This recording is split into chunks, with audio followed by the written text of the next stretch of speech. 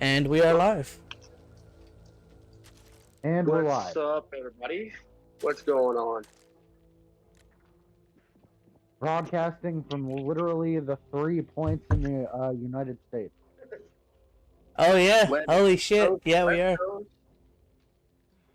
We got the West Coast in the house tonight. We got the Yes, East Coast sir. in the house tonight. Then we got the And Central. We got Central in the house tonight. We got all the time zones, everyone. No that is shit. also true. Holy hell! Mm-hmm. Good shit. All right. All right, let's get a little roll call. David, where you at, man? Where you from?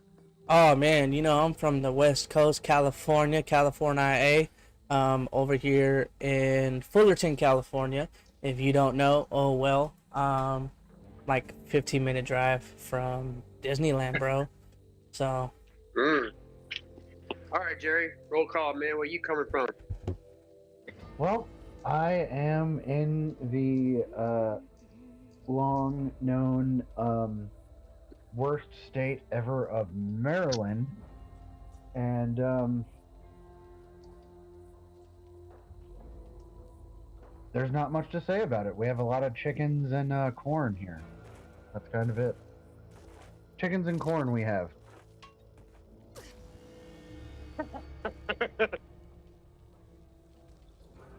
Well, your boy here, Mr. Fun Guy, all the way from Central, from Texas, howdy partner, Dallas to be exact. And no, I don't like fucking Cowboys, so don't ask. Oh, come on, David. Come play with me. Don't you like the Cowboys though? Fuck no. I don't like the Cowboys. The hell, man? I hope they stay out of the Super Bowl, period. Don't all Texans have a secret shrine to the Cowboys somewhere in their house? I don't. What you talking about? What you I talking mean, about, Willis? it's probably there. You just probably don't. You probably haven't found it yet. If there's a Cowboys shrine, in my house, I'm burning the fucker to death.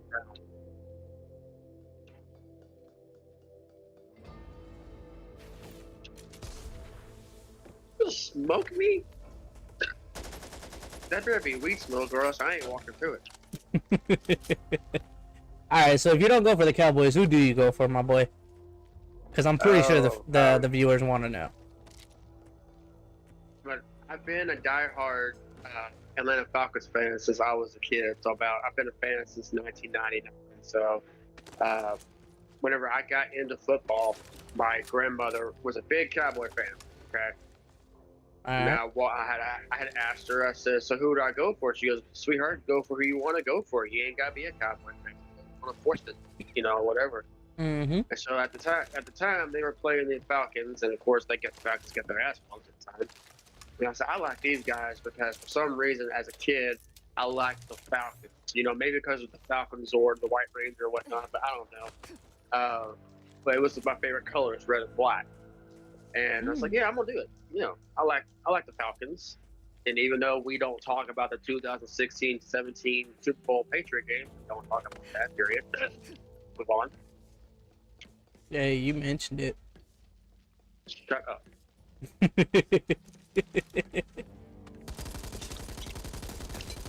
What about you, David? What's your team? I go for the Chargers, man. So even when they were back in San Diego, yeah. So my dad, we grew up in the household. It was either Pittsburgh Steelers, or nothing. I wanted to be a little bit different, and my uncle, rest in peace. I would want to be different too if it was Steelers or nothing. Exactly. So he was always like bagging on my dad growing up. So it was always, because he was a Chargers fan, right? So my cousins and stuff like that, they're Chargers fans and all that. So he would always bag on my dad, be like, oh, the Chargers got nothing on the, Steelers got nothing on the Chargers. Even though every time Steelers would play the Chargers would lose, but it was always fun. So it always stuck in my head that way. So, grew up being a Steelers fan. When I decided to actually have my own team, it was the Chargers, just because I am from California. I like to be hard-headed, and I gotta have all California teams. Like, my baseball team is the Dodgers, LA Dodgers, and then basketball team is LA Lakers. So, See, I'm completely different when it comes to baseball and basketball. Okay. I'm what they call an outsider Texan. I do not like Texas sports whatsoever. Um, Baseball, I'm a Boston Red Sox fan through and through. I have been since I was a kid. Basketball fan. Basketball, I'm Chicago Bulls. I don't care what you say. Michael Jordan is the all-time great. Screw LeBron. Not a fan of LeBron. Don't care. So it's always been Boston Red Sox, Chicago Bulls, the Atlanta Falcons, and for the hockey, it's always been the Anaheim Ducks. okay. All right. I give it to you. Not bad.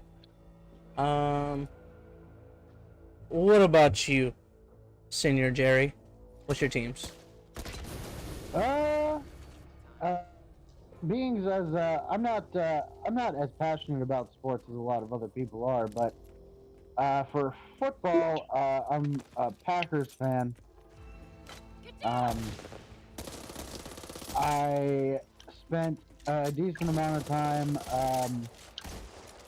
living with a friend of mine whose family was from Wisconsin, and his dad was just this never-ending library of Packers knowledge, and whenever they were playing, we would just watch the games, and he would give us all these great, pretty interesting facts about the history of Packers football, and I didn't realize until then.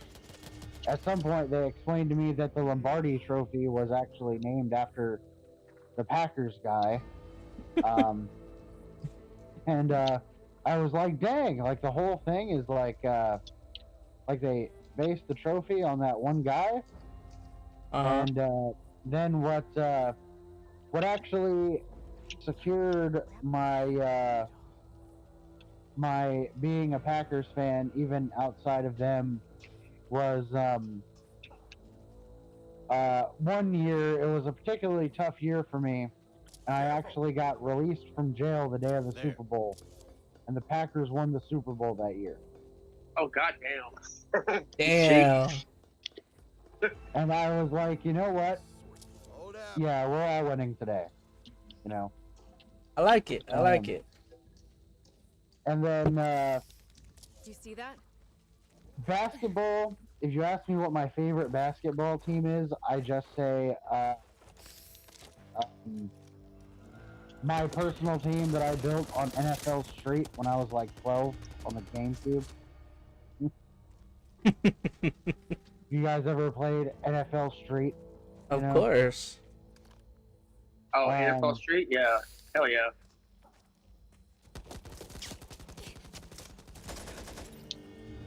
Cocksucker. Yeah, and I'm actually I like hockey enough to have a favorite team, but my favorite hockey team is very derivative. People always tell me that it's boring because my favorite hockey team is the Jersey Devils because of Kevin Smith. So you're more of a player follower than an actual team.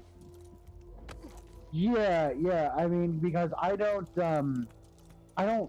really watch or keep up with the sports. So for me, there's gotta be some ulterior reason for me to enjoy the team. Right. So like in the case of the Packers, it's because I learned a lot about their like legacy or what have you, you know. Right. And that made me enjoy their team. Oh, okay. It doesn't matter that since most of the time that I've actually considered myself a Packers fan, they don't actually do that great. But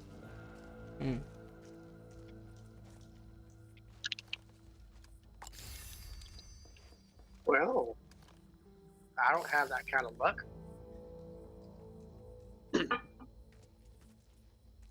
I sure don't. But at the end of the day, I'm glad I'm a Falcon fan. and not a Philly fan. And yes, I went there. Look, man, at the end of the day, as long as you're not a Cowboys fan, I really could care less. To be honest with you, man. To see the comments now. Fuck you, you hater, blah, blah. You suck. Look, I will gladly admit that I do not like the Cowboys. Like, my boss, the man who signs my checks, is a die-hard Cowboys fan. Okay? So, when it came to them being knocked out of the Super Bowl, I laughed so hard. Exactly my point. No, man, they didn't go. It's just so weird. Do have either of you guys had the interesting experience of are you guys friends with any Washington fans who had to deal with the whole confusion of their team changing and everything? To be honest, I didn't really care for the change, because going from the Redskins to the Commanders, I mean, actually, they went from the Redskins to the Washington State team. Whenever that happened, Yeah, the Washington football team. Yeah, Yep. I stopped watching football for a good chunk for a while after everything was going down. And when they became the Washington State football team, I thought I was like, wait a minute, why is there a college team in the NFL? And then I had friends that said, oh no, they're in the midst of changing the name, so they have to go with Washington State. I'm like, that's so stupid. Like, look around you. What's in Washington that you could use? Oh, Commanders. Is there any Commanders in Washington? No? Then why the name? I don't know. To be honest with you, I mean, the name itself, it didn't really matter to me. I felt like I hardly ever watched a Redskins game, to be honest with you. Or Commanders game now. When they came out with the whole, this is the Washington State team, I was like, damn, am I watching college football or something? Same shit. But then again, it's like, most of these guys come straight from college, and that's all the level that they play at anyways. So it doesn't even matter. No, I don't. But, that's the same thing, Jerry. That's the same thing I always want. Not the Washington, confusion and whatnot, but the fact that, I live in Dallas, but the Cowboy Stadium is in Arlington. So why are they still called Dallas if they're in Arlington? And if you live in the DFW Metroplex area, which is Dallas-Fort Worth area, Arlington is not part of DFW, no matter what people say. So I don't understand why they play in Arlington, Dallas. Is that like a regional disagreement, or would you say that? No, they're two totally different cities. So you would say that all Texans would agree that they've officially have the team branded the wrong way? Actually, most Texans are fucking idiots, to be honest. That is also true. I mean, they can't drive to save their lives. I'll hurt you some more. Thanks, Oh, girl. thank you, asshole. Now that.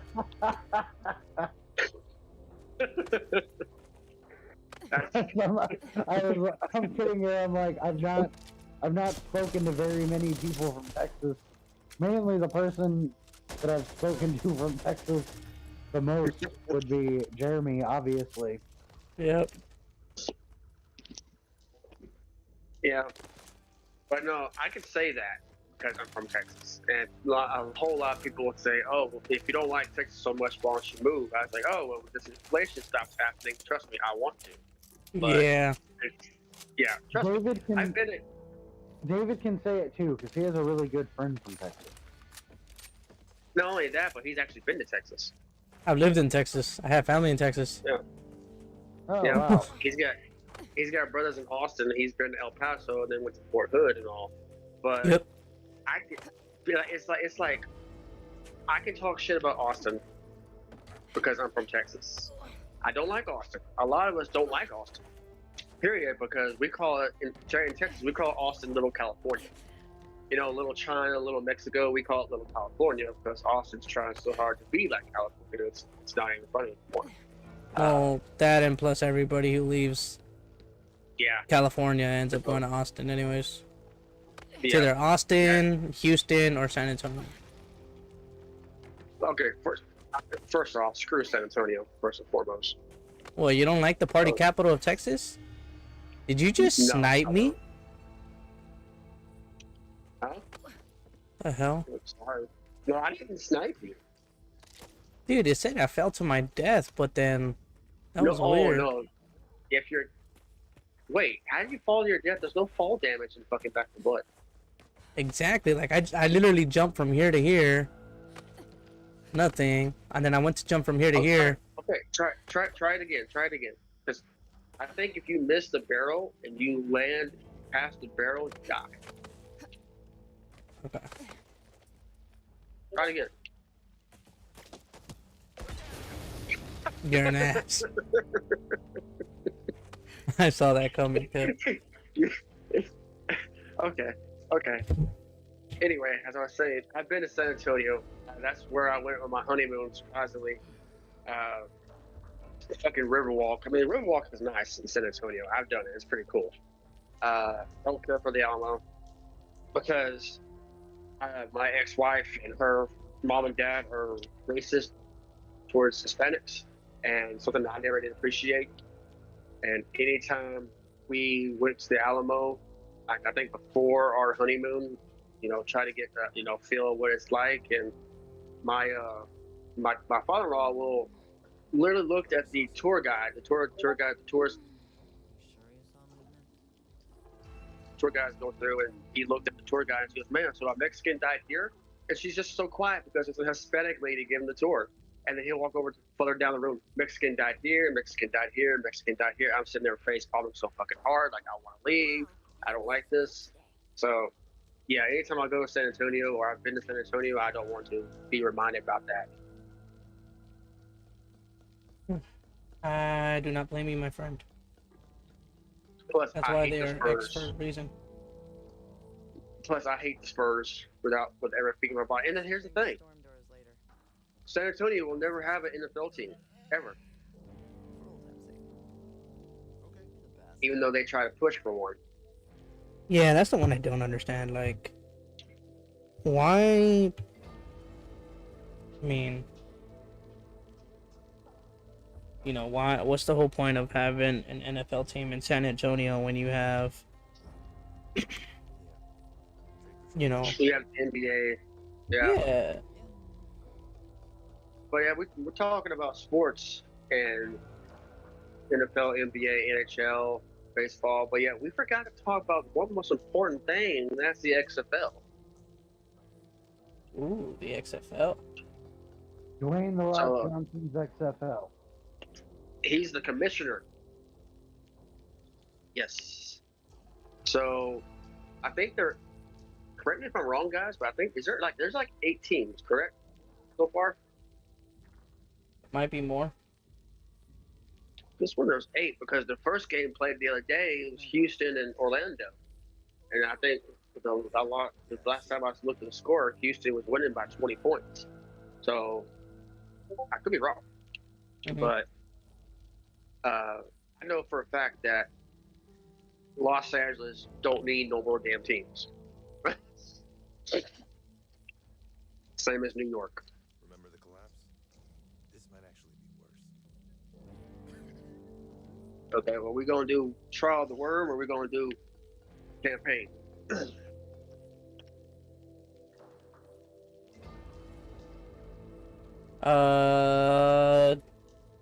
We can do campaign. That's fine. Okay. And for those of you who are watching, thank you for tuning in as always. Yep. We are currently playing Back 4 Blood. Most of y'all have heard this. This game came out in 2020. I think it's 2021, one of those years. And majority of people have played it. They like it, they don't like it. Or you are entitled to your opinion of how you feel. But we're playing it because one of the few games that is crossplay. Yep. As you know, I have Xbox One, our buddy Jerry has Xbox One, but he doesn't have it hooked up currently. And David's rocking the PS4. Yeah. So unfortunately, we aren't gods at Call of Duty. We can't think at the same time while trying to save everybody's life. So we need games that we can actually play, have some fun conversations, make us laugh, things like that. So Back for Blood is one of those games that we can actually play that isn't doesn't have that issue. Anything zombies based, just because it's fun, is one of those things where we can actually do. So we're gonna give this game an honest review. I mean, myself and Jeremy, we've been playing this game back and forth for what, past couple weeks now? Few weeks. Yep. A few weeks. I mean, we have our ups and downs with this game, but over and all, like, at least, from us personally, we enjoy this game. We actually like this game. I mean, we do have some things that, we wish they would change, but unfortunately, correct me if I'm wrong, but they're not going to actually make a Back for Blood 2. Yeah. So, but, it goes without saying that it is what it is. And for those who have somehow not played it or not heard of it, if you've not heard of it, then it may look familiar due to Left 4 Dead and Left 4 Dead 2. It's kind of similar, but Left 4 Dead 2 always will be the best Left 4 Dead ever. But we're going to talk about some other stuff. We're going to talk about potential. Me, Jerry, and David are going to do a Diablo 4 stream when it comes out in June. Yep. And we can't tell you how excited we are because, they're cross-platform, cross-play from all consoles, and all the way to PC. And it's going to be epic. And then I also found out a few days ago that they're making a Starship Trooper game. And I can't tell you how excited I am because I watched the movies. I always hope for a good game.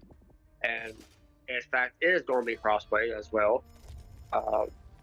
And lots of other cool things to come. Now, mostly the streams that we'll do have to be cross-platform because, like I said, we're all on 3 different systems. Well, me and Jerry on the same system. David's on PS4. Now, hopefully one day that, we can get David to join the Xbox fanboy side. If not, oh well, we tried. And we can probably push out a stream of WWE 2K23, which comes out next month. Yeah, I mean, I'm all for it. It just depends on things going on at that specific time. I don't mind it. So, see what happens. But yeah, I mean, there's a lot we have planned, and there's a lot going on. Future topics, discussions, and by the way, yes, this is the Zeonizer channel that we do our podcast on. We just dropped our first episode. I think it was yesterday, or the day before yesterday, actually. A couple days ago, actually. So a couple days ago, yeah. So we are amateurs. None of us are pros at this. Because if we were pros, we'd be getting paid stupid amounts of money. Looking at you, Logan Paul. Yeah, that part. Yeah, that part. Logan Paul. Oh my God. Here, why don't you have a pie?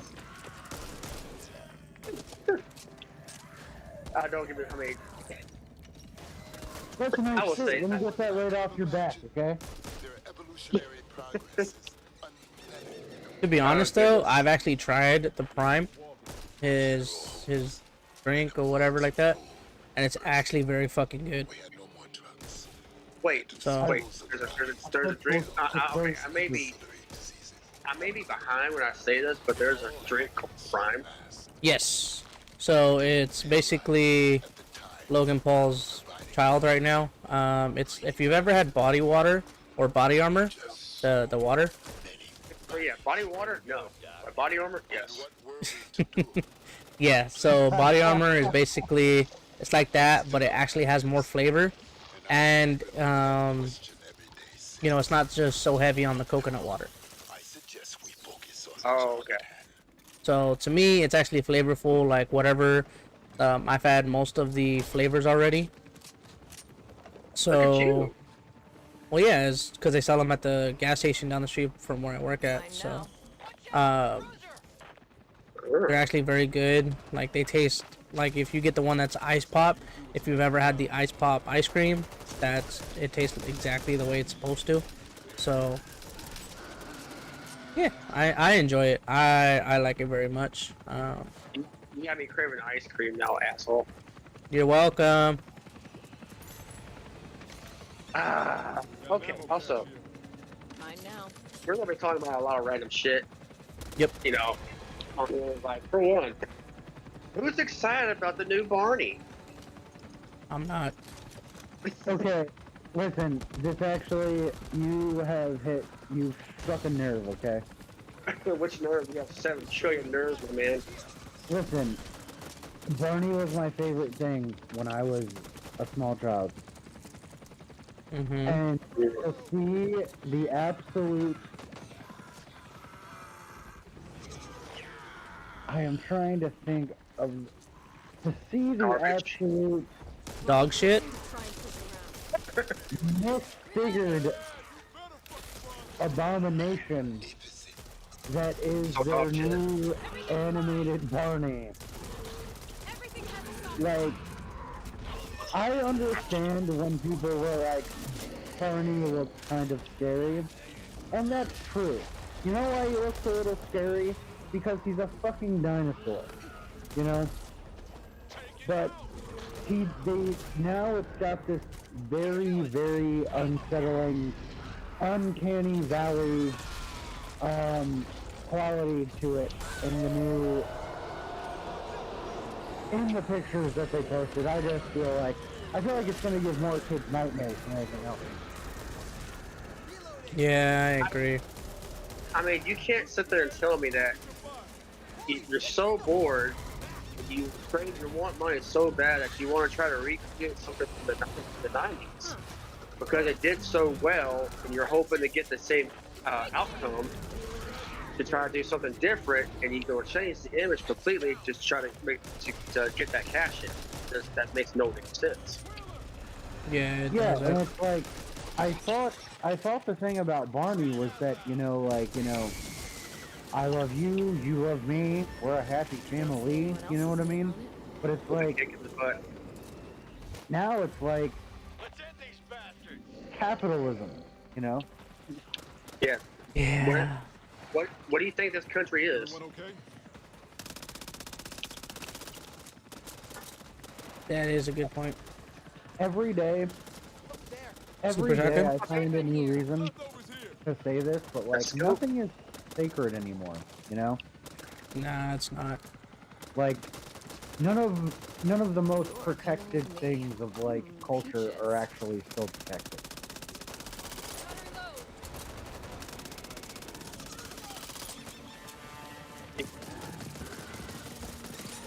No, all they want to do is make more money and more money and more money, and don't care about the fact that it's classic, it's nostalgia, and needs to stay nostalgia. But then again, I can't talk because they're making Power Ranger movies, and they're making from what I read, a Detective Pikachu 2. What? So yeah. It's the thing. They want to make a Detective Pikachu 2, but they won't. I think the screenshot that I saw was Bulbasaur in the shot. Did you guys like the first God. Detective Pikachu movie? It was alright. I mean, I didn't really care much for it, to be honest. I only watched it because, see Deadpool rocking the Pikachu, yellow and black stripe. yeah. I liked it. I thought that they did a very good job of like translating what the world of Pokemon would look like. It came to life. Yeah, but I also wish that we had seen a little bit more outside of that city where the dude had made it so people in Pokemon work together all the time. Like, show us like some wild Pokemon. Reloading. Yeah, that's true. Speaking of Pokemon, what do y'all think about Ash officially actually retiring? How do y'all feel about that? The fact that they've been making money off of it for the last 30 years, about freaking time. That's probably the oldest. That's probably the youngest 30-year-old male I've ever seen. Yep. No, but Well, it's because what they don't tell you is those trainers, they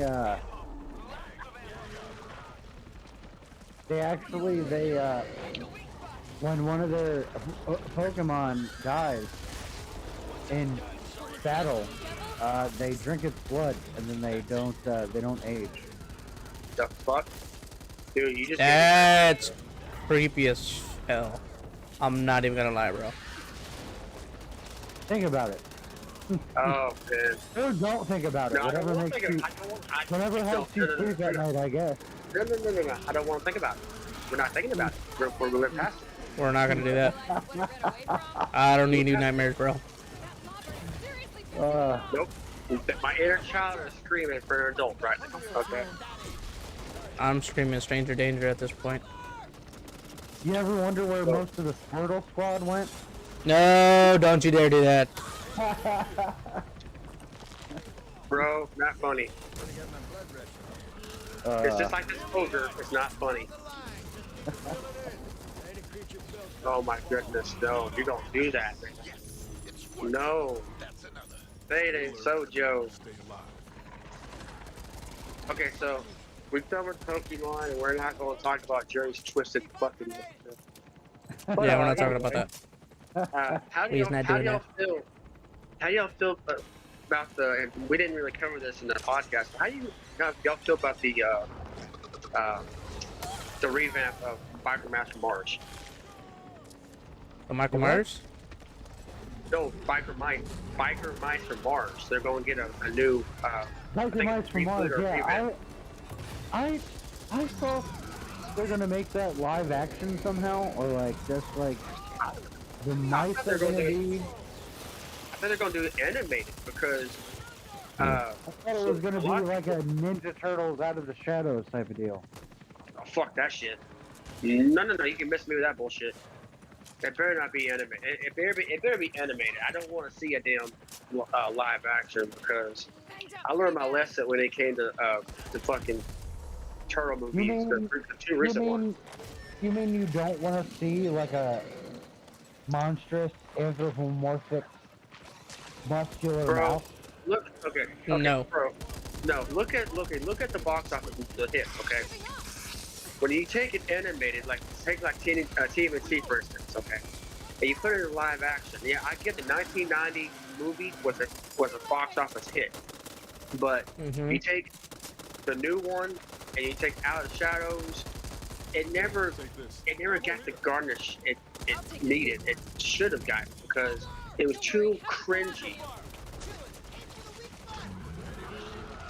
Yeah, they made Mikey too, like, I understand, like, Mikey is the lovable goof, but they made him into a creep, bro. If we're gonna be honest about the new rendition of Teenage Mutant Ninja Turtles, like, they made Mikey into a creep. Yeah. And Mikey was never a creep. Like, yes, he loved April, and, you know, he had a crush on her and all that stuff. You know what I mean? But over her. And all of the, like, especially in the Michael Bay ones, like, Mikey was just, like, the most awkward weirdo, and, like, that's never how it was. Like, he is, like, the most awkward one, and he has, like, an awkward sense of humor. But, like, to have him have his main thing be that he's gonna weirdly hit on April, you know? That's what we're talking about, yeah. Now, I mean, and if Michael Myers from Mars is getting a live, if it's live action, I'm gonna be disappointed because when I grew up as a kid, I wasn't watching live action stuff. I was watching it was all animated. besides, Power Rangers, the Power Rangers movie and all, that's beside the point. Yeah. I just think that, it's just, they're trying to, one, they're trying to destroy nostalgia. Two, if I want to see anything live, I'd rather see a live action Street Sharks before I see a live action Fighting Martial Arts. Oh, you're onto something. Street Sharks would be great, man. I love Street Sharks. Who doesn't Truthfully, like Street Sharks? I feel like they should have skipped over Morbius and did Street Sharks. I didn't really connect with Morbius. I really didn't. Morbius was one of the... Morbius, sitting down and watching that movie was one of the most catatonic experiences I have ever had. Like, literally, okay, so like once he got back into his lab, and remember when he locks himself up in the glass room and starts throwing the ball against the wall? Yeah. I was like, okay, this movie is fucking over, And I was like, I already know that Spider-Man's not gonna come fight him. You know what I mean? No. Hell no. But I mean, okay, since they're doing the Fighting Martial Mars, they brought new Barney, and apparently they're trying to recapture what was, lost. Sometimes it could be a good thing. Most times it's not a good thing. See, here's But the what's thing one? that Hollywood doesn't get about those things. These things are not lost, okay? They stay alive. Oh no, they're not lost. So I'm to blame? Like, they stay alive in the hearts of the people that love and enjoy them. You know what I mean? And You mean? sometimes they come along and they screw it up afterwards. Yeah, they do that quite a lot, actually. We've got a problem. Or will. But if y'all had the opportunity to bring some from the nostalgic era from our childhood and make it live action, what would it be? That's the thing. That's a good question. Gargoyles. What'd you just say? I didn't hear you. Gargoyles. Oh my god, bro. But who would play the voices? Oh, that's a good fan cast right there. Yeah, that is a good fan cast. We should... Okay, yeah. Oh, right. Everyone write this down. Fan cast, Gargoyles. The main cast, like all of the actual monsters, the chick that runs with them, and the main bad guy. I have a controller in my hand. Do my best. Same. Also, you guys like RoboCop? Yeah. Who doesn't? Okay, so I recently found out that there's this, like it was made in Canada, but the whole thing's on YouTube for free. This series of RoboCop TV movies. It's called Prime Directives. Really? Yeah, and I got like half an hour into the first one, and it's paused right now. It's literally what's on my TV right now, but it's paused. Was it good? Yeah, it's been pretty good. It's like it's like hyper violent, kind of like the movies were. But it's not. It's obviously not Peter Weller playing RoboCop. It's a different guy. Right.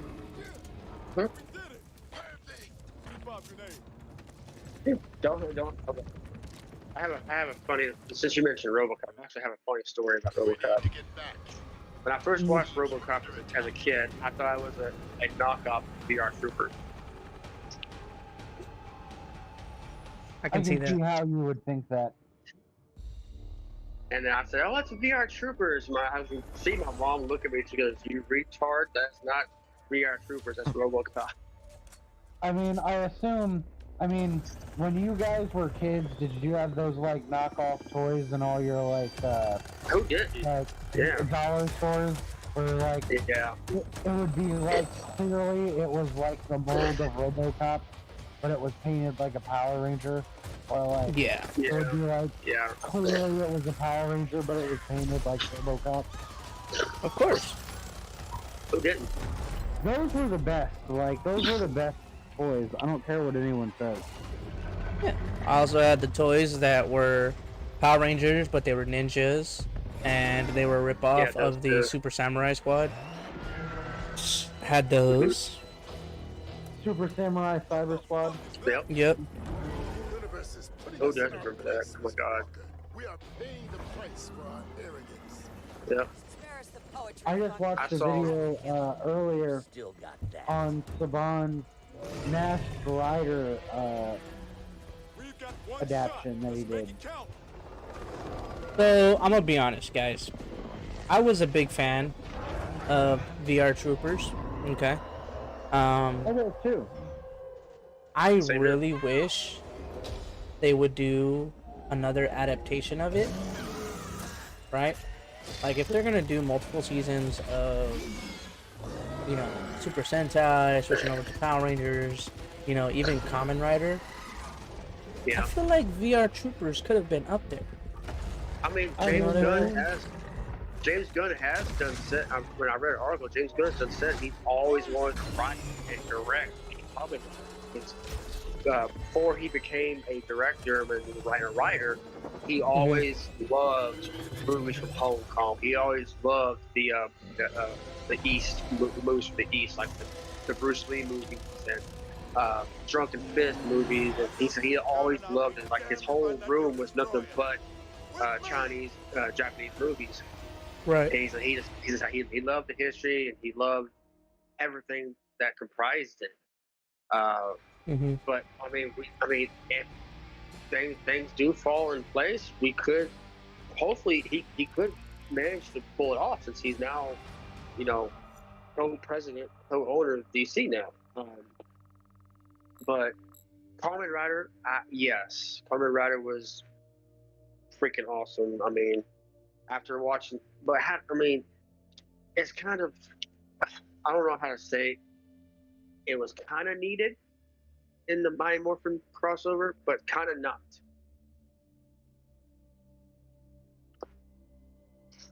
I can see where you say kind of not, just because of the fact that, and the season that we're talking about specifically, if you've never watched a Power Ranger episode in your life, first, crawl out of the rock that you've lived under, and second of all, go on Netflix. How did you find us if you don't know what Power Rangers is? We'll ask that. Exactly. You have no idea.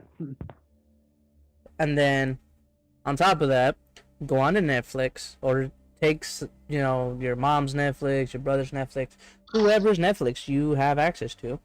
Look up, search up in the little search bar, okay? Search up Mighty Morphin Power Rangers.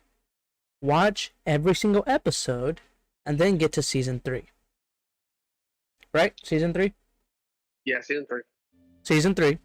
And you'll know what we're talking about.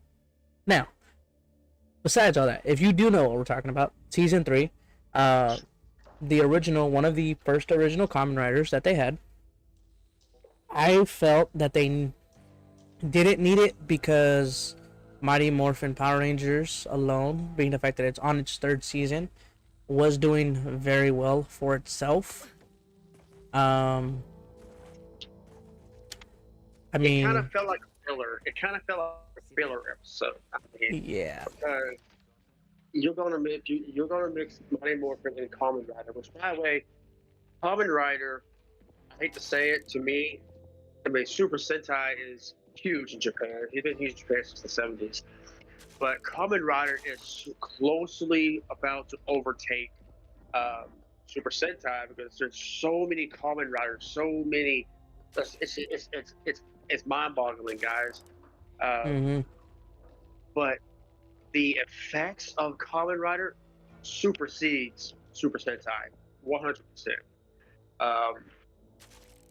That's just my opinion on the matter. Everyone has theirs, but I felt that the the crossover with Dex and the Mighty Morphin team was kind of cool to see the two universes come together, but at the same time, it made no damn sense.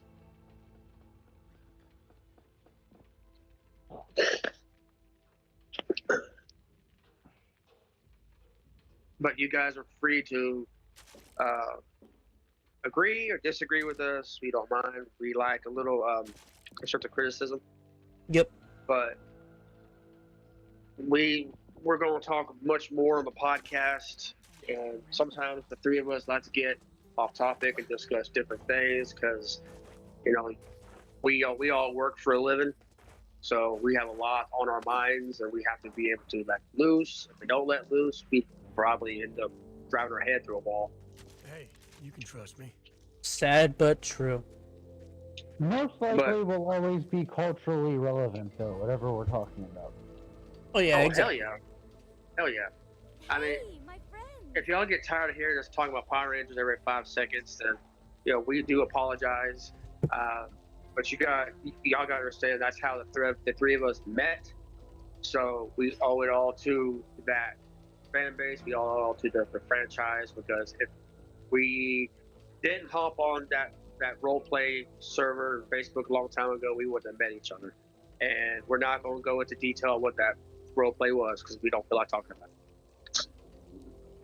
You're not going to regret this. Yeah, so that's the only issue. Plus, I mean, it's kind of in the name, Zeonizer. So, if you don't like Power Rangers, then we do apologize. But that is the whole basis of this podcast, is to talk about Power Rangers, Marvel, DC, Star Wars. I mean, you name it. Anything that's, you know, as we call it, the nerd empire, the nerd universe. I mean, that's what we're talking about. You know, so we're gonna jump off topic a lot. So we're gonna always ping back and forth. You know, so New season of The Mandalorian coming next month. oh yeah, season 3. Okay, so being the fact you guys have, I'm assuming you guys have full blown watched the first 2 seasons. Oh, Okay. I've watched and rewatched and third watched. I'm the odd man out. I don't really give a shit about the Mandalorian. Jeremy. What are we gonna do with you, sir? Yeah, Think of a lot of things. that is pretty odd, because this is probably like the best thing that Star Wars has done since Disney bought it, maybe. Well, no, Nice. I just don't like. I mean, okay, like I just said, I'm the odd man here because these two brothers of mine will attest. I am a little weird at times. I do not care for TV series. Okay, like, yes, I understand Power Rangers is a TV series. I understand this because it started out like a TV series. But Star Wars, whenever I first watched Star Wars, was the originals. It was a movie, and then the episodes, and then the new ones that didn't really care much for either. But you're going to take something that I like as a movie, and you're going to turn it into a series. That right there is like, so you're saying I have to watch 35 minutes and then wait 4 or 5 days or whatever to the next episode? Like, get the hell out of here. Screw that shit. No. I mean, I was already pissed off when freaking Kenobi turned out to be a fucking series and not a damn fully filmed movie. I was like so irritated with that. So when it comes to Marvel and DC, I mean, say what? Kenobi was pretty good. And I heard it was good, but I don't have the attention span to sit down and watch something. If I'm going to commit and watch something, I want it to be at least over an hour long. You know? It sucks because Kenobi is my all-time, Obi-Wan Kenobi is my all-time favorite Jedi. And I hate the fact that it became a series. So does that mean that you still haven't seen the most awesome scene in Kenobi? Incoming! What words did you miss when I said I didn't get to watch any of the Kenobi because I can't sit still for more than 30 minutes? Dude, there's this awesome scene. I guess I'll just describe it to you. Get down! There's this amazing scene where Obi-Wan and Anakin, obviously Anakin is Darth Vader now, but they have met up and they have a pretty cool fight, and Obi-Wan chops out like a good section of the helmet, and you see like Anakin's like half mangled form like inside the helmet, and like Obi-Wan is trying to tell Anakin, you know, like, I'm sorry, like whatever I did, like I can still help you, you know what I mean? And then Anakin, and you can see like his eyes, there's like nothing there, like he's got like the full-on Sith eyes, you know what I mean? He's like, you don't need to feel bad because you didn't kill Anakin, I did. And it's like, you fully realize that he doesn't even understand who he is anymore. And it's a beautiful scene. I mean, I would imagine, you know, listen to hearing you say it sounds like a beautiful scene. I just can't sit down and watch something that, you know, I was looking forward to the most, thinking it was going to be a movie, and then I saw the whole Disney Plus logo, and I'm like, oh, shit. But I know it's weird. I get called weird all the time for it. Yeah, I truly sit down and watch a TV series. It's because, one, I want to laugh, or two, I'll watch it because I want to give it a try. But it sounds weird me saying this, or I'm just being picky. I don't know. Really. I mean, I will admit that the Obi-Wan series, I do share some of the same complaints that other people had, which is that a lot of it is just about little girl Princess Leia.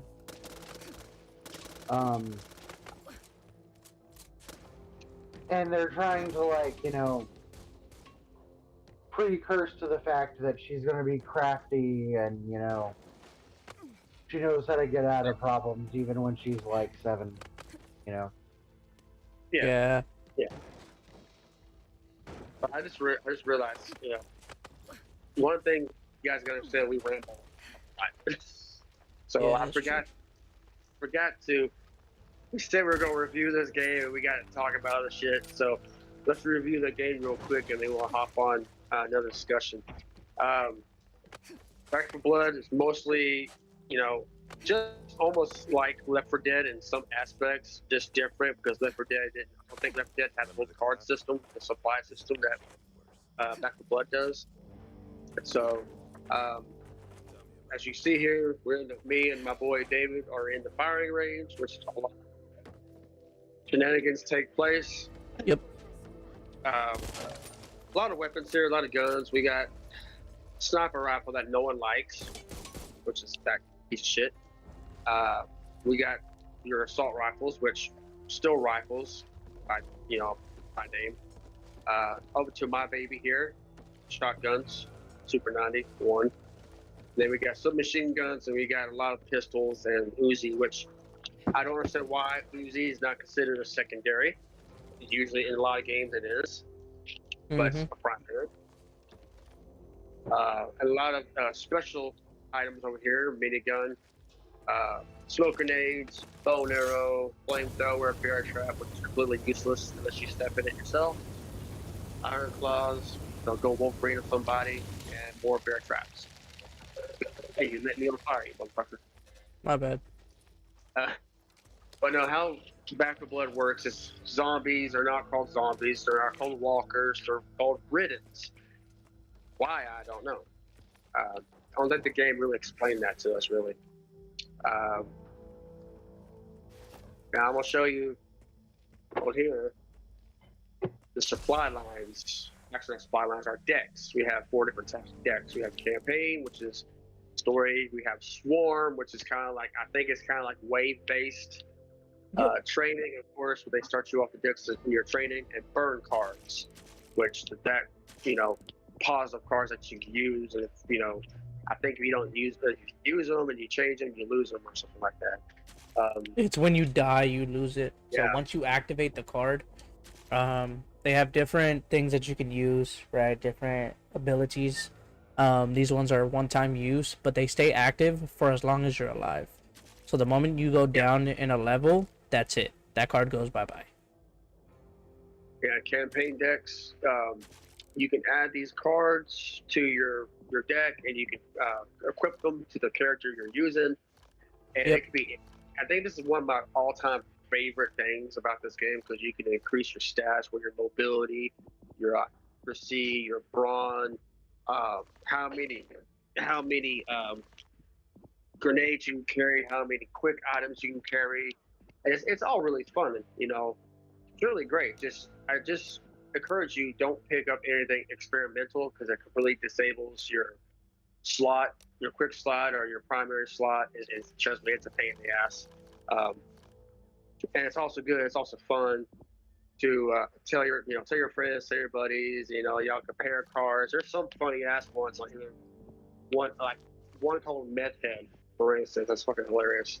And one called Slippery When Wet. If you're perv minded like myself, the card called Slippery When Wet is fucking hilarious. Yeah.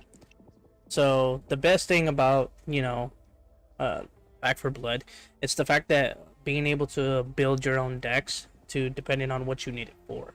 So like myself, I'm more of an AR, LMG type of person, more LMG than AR.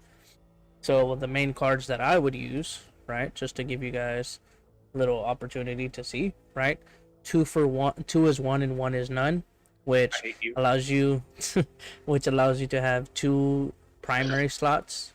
So it's basically overkill if you're used to Call of Duty. It's basically overkill. 2 primary weapons that you can hold at the same time, right? Belt clip, quick slot inventory, right? Health, tactical vest, right? Plus 30% rifle capacity, ammo rifle capacity, plus 10% damage with assault rifles and LMGs, right? You name it, we have it. So it's basically, I like to think of Back for Blood at this moment in time. It's like Left 4 Dead mixed with Yu-Gi-Oh. Kinda, yeah. So Except you're not playing the cards on the deck in front of one another. That's about the only thing you're not. Yeah. The deck that I have equipped to my guy, I play with Jim mostly, but I like to rock the shotgun / med class because I've always been drawn to the medic class because most games you play as the medic, you have more health, usually more health than the other people because you carry so many helpful items with you. I have reload drills, which if you know shotguns can be slow as hell to reload. So reload drills increases my reload speed to 20%, 25% weapon swap speed. Then I got Second Chance that gives me 1 extra life, 15 plus health, and 25% bleed out resistance. So I mean, it's you can ask Dave, it's hard as fuck to kill them. The combat knife, which replaces my whole bare fist with a knife, which is very useful when it comes to breaking doors down. Run and gun, it's a mobility. I can shoot while sprinting, and that is so awesome to have, especially when you have a shotgun or even an LMG on you. Mobility card, this one is called Rolling Thunder. Now, this card gives me 35% move speed while firing with shotguns, 10% damage for shotguns, and that's all I use is shotguns. I try to use rifles. I try to use SMGs. Didn't work out for me because I can take out a wide area of zombies with the shotguns, and that's what I like. Ammo for all. I'm all about supporting the team. So this card allows me to have 10% ammo capacity with 15% team damage. 3.5% team damage.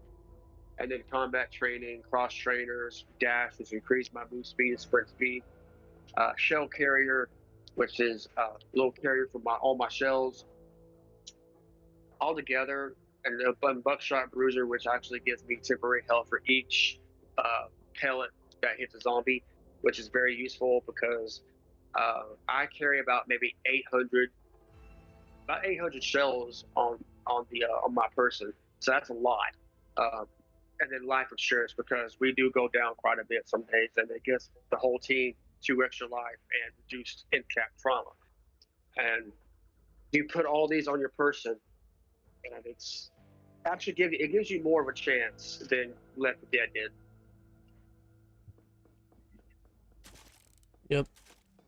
So that's basically Back for Blood. Plus you have your, different levels that you can do on your campaign, right? They consider them acts. So, you can do private lobby, you can do public lobby, it doesn't matter.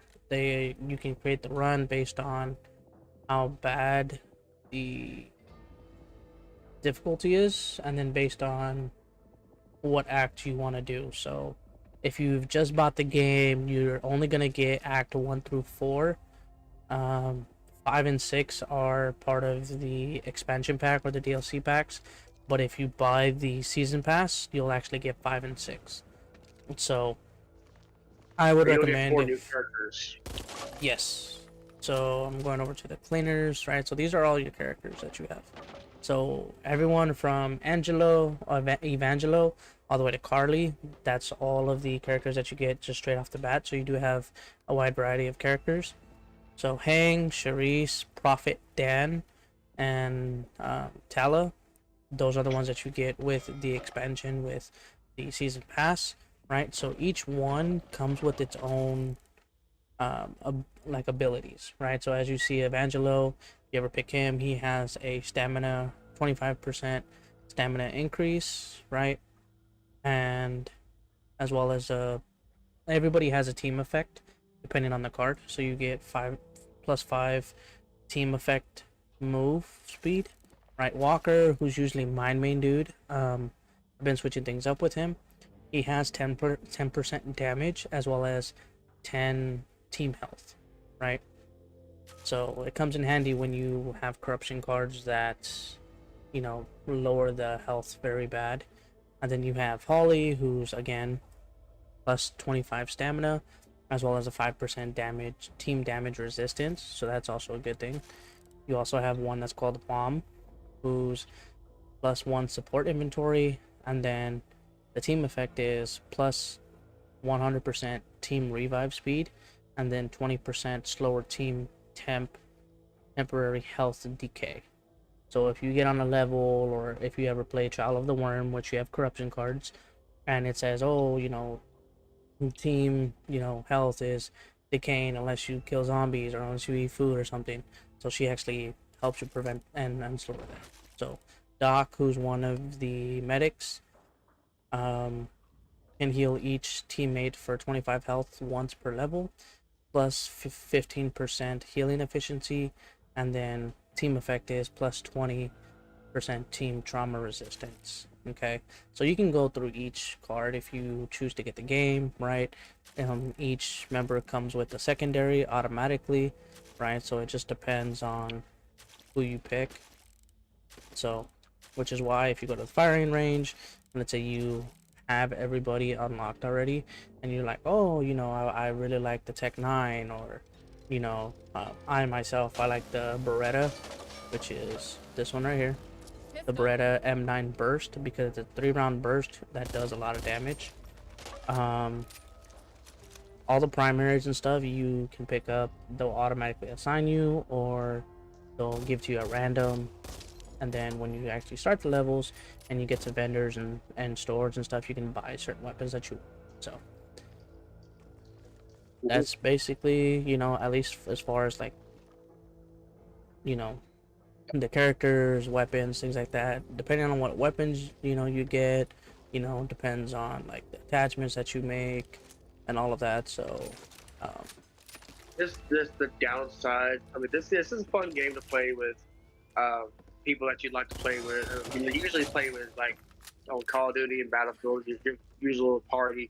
a good game for them to play, kill zombies, get some supply points, get some cards. Now, the only downside, a few downsides to this is, for one, why can you not attach any kind of scope on the Tech 9?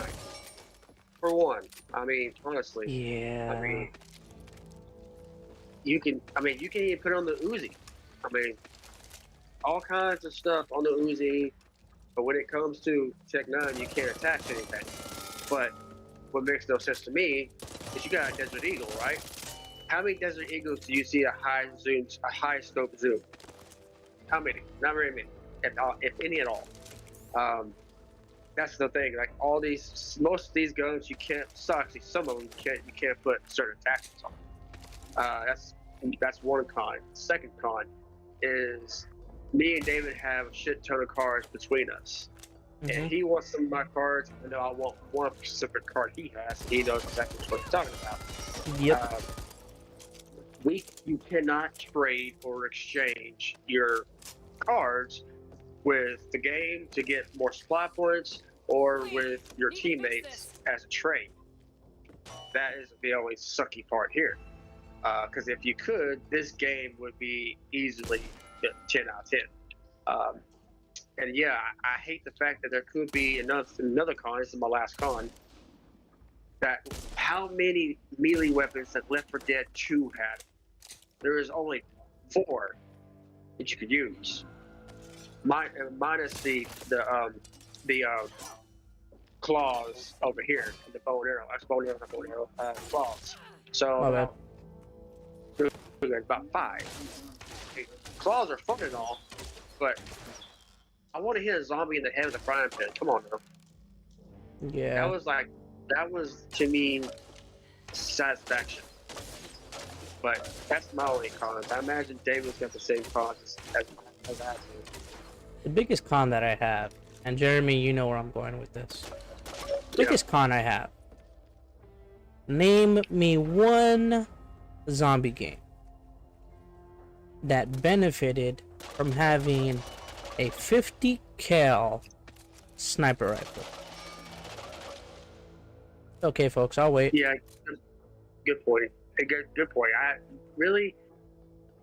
can't think of any besides Call of Duty, the zombies. Besides that, because we all know if you play Black Ops and you got a sniper rifle, no one picked up a sniper rifle in Call of Duty in the mystery box. If you do you have something seriously wrong with you.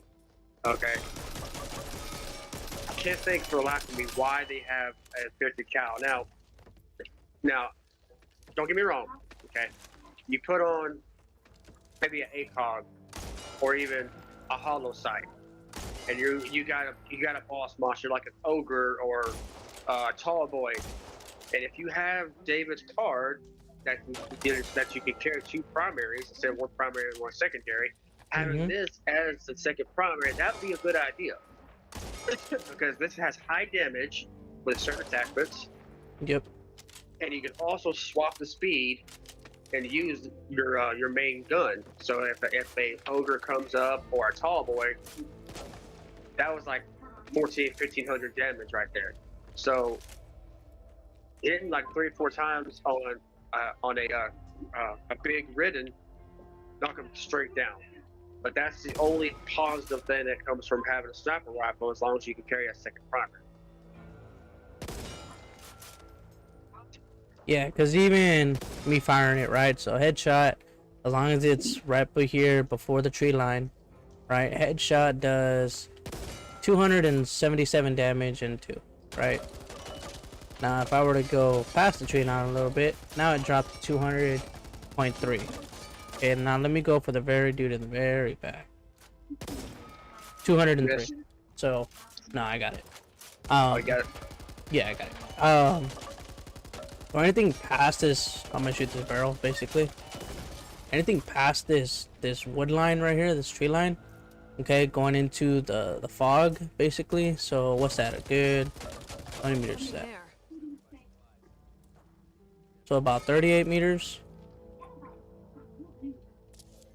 No, 27 meters. About 30 meters. Okay, let's give it 30 meters. Right?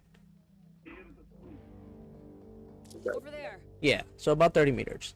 Anything 30 meters or less, 277 damage to the head. Okay? Anything past that, 200 damage. So you mean to tell me, and I understand bullet drop off and all that stuff. I understand. But you mean to tell me that within that 15 meters, you drop 77 damage? That's a big con. Like, if you're gonna have sniper rifles, you know what I mean? Like, they have other sniper rifles that they have here. Like, they have the Felix, you know, 350, right? They have the M1A1, right? The good old bolt action. And then they have the ranch rifle.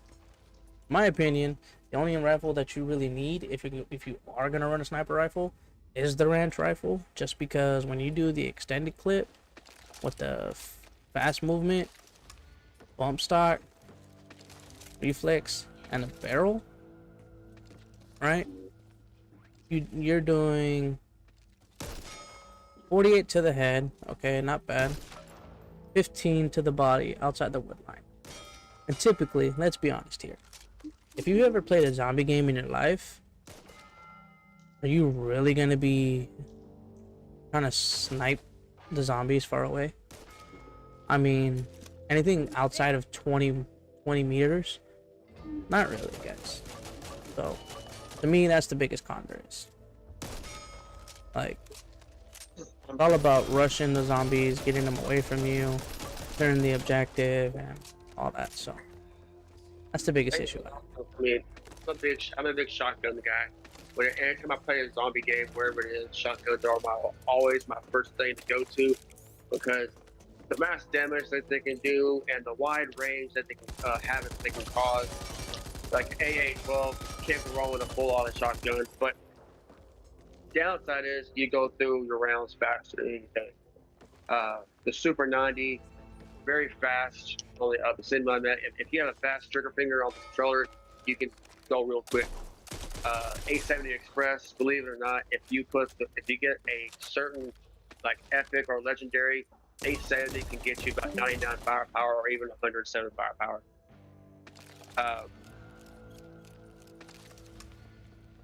Where was I going with this?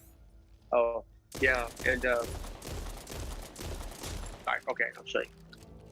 I usually get the hollow sight, I like tactical, and the fast PMAG. I just went up 10% because of that fast plus PMAG. So something that was 70 is now 80, maybe 90. And usually I don't have to shoot long range because mostly in the zombies' faces, because they're in my face, disrespectful bastards. Like this guy here. That's a lot. I can't see the numbers because I'm blind as hell. See? But if I want to go real quick, see?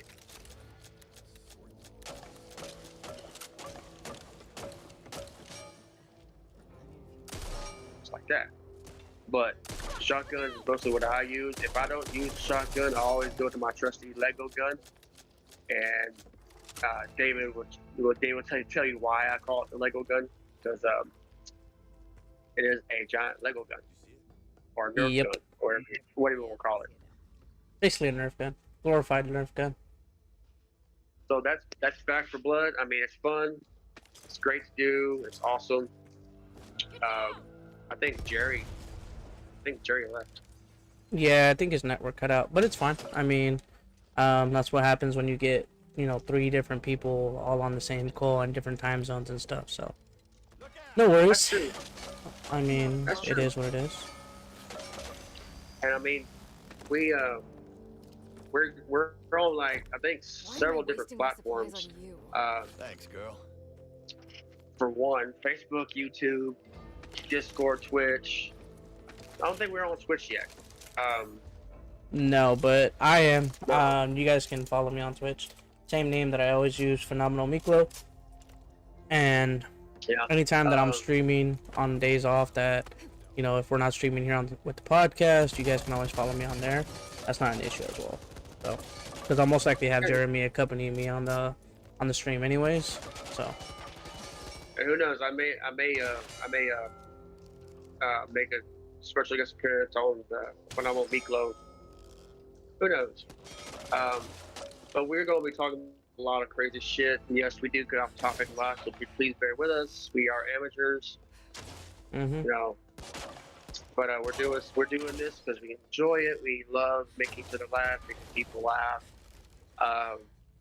And no, none of us have officially met yet. Say yet because keyword yet because we talked about this on our podcast. PowerMorphicon is coming up, is upon us next year, and if you know what PowerMorphicon is, that's awesome. We hope to see you guys there. For those of you who don't know, it's probably yes, we have Ranger Stop and Power Ranger conventions, but this is like the Comic-Con of Power Rangers. Mm-hmm. This takes place in Pasadena, California. So my fiance, Jerry, his girlfriend are all going to go to Pasadena. We're all going to I'm taking a train. I'm taking Amtrak to Pasadena. I won't take the scenic route. And I imagine Jerry's going to fly. But we're all going to get an Airbnb. We're all going to have good times. We're going to do some live feeds. Mm-hmm. We're actually going to do a live video podcast. So there's a lot of stuff planned for 2024. Do some live video streams from PMC if we're able to. But right now we are just starting out. Not much of a following quite yet, since we just started out. We hope to get a following because, we like the game. We like to read the comics. We like to, watch anime. We like to do it all. Exactly. So, so as you were talking, I pulled up my trusty handy dandy Facebook, and you know how we were talking earlier off of stream, but not that we're on stream. I'm bringing it up. How we were talking about the Legacy Morpher. True. Yes. So I have an article.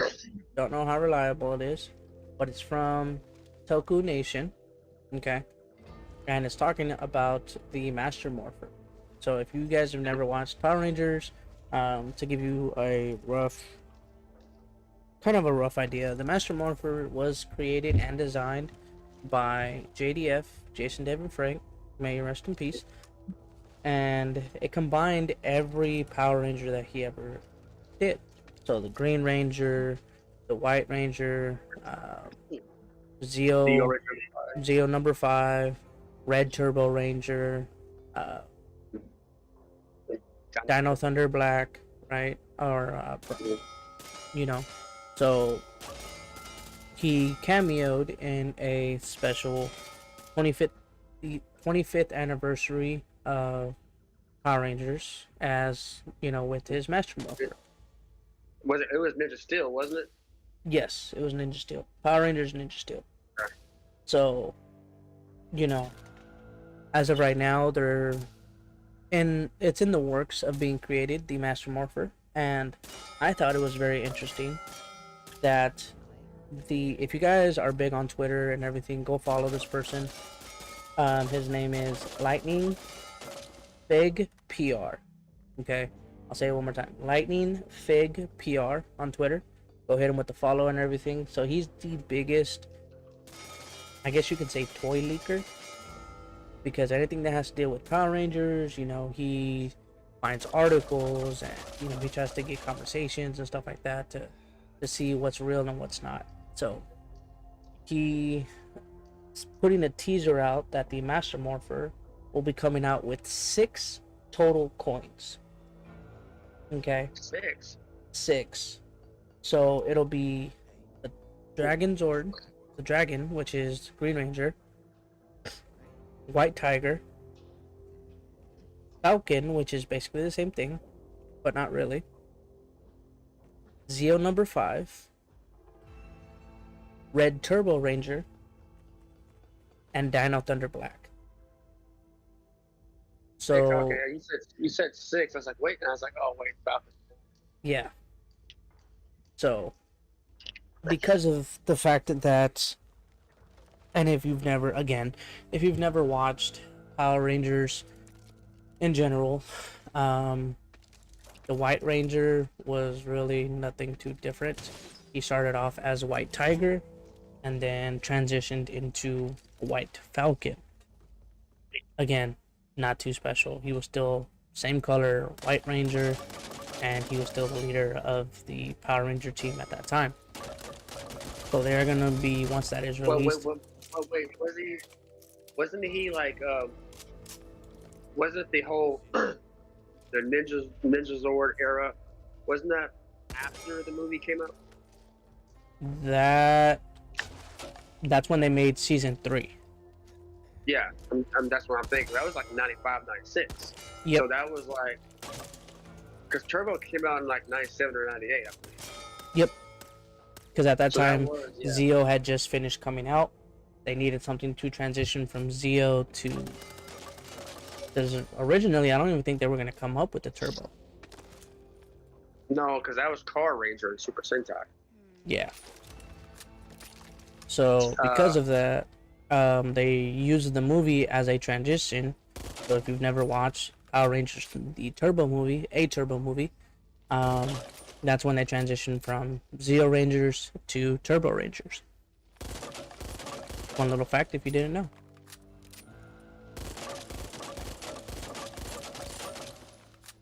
So yeah, I thought it was pretty cool. And then what else is there? You know, I have to say this, and you guys will hear this a lot from me, because that's the one thing I loved more. And I'll say it right now. You know, when I first watched Mighty Morphin, the Dino Megazord kit felt kind of clunky, and when the Thunder Megazord came out, that's when the game changed. You know, and he still looked more samurai than the Samurai Megazord does. That's just my opinion. I was just so upset that the Zords from the Sentai came over, but not the suits. Those were some clean ass suits they wore, though. I'm telling you. Yeah. And then it also. Go ahead. The White Ranger came over, but that was it. Yeah. And for those of you who don't follow Super Sentai, the White Ranger Super Sentai was basically the Justin Foster we had for Turbo. Yep. Just made more sense. And I think they tried it and it failed epically. Yeah, it did. It also continues to say that it will also come with newly recorded dialogue for each morpher as seen in the show. Okay, so whether they are going to use JDF's voice or robotic voice, just depends. I mean, but if they use his voice, wouldn't they have to go through the family for permission? Yes and no. So, as far as I know of, and I could be wrong, as far as I know of, JDF, when he signed his Power Ranger contract, he kind of, gave up his ownership rights, which is why when the Green Ranger or the White Falcon toy line came out with the original Legacy lines, and you take off the helmet, it looks like JDF because of his likeness. So I think that if they do, I would hope that they would contact the Frank family and ask them.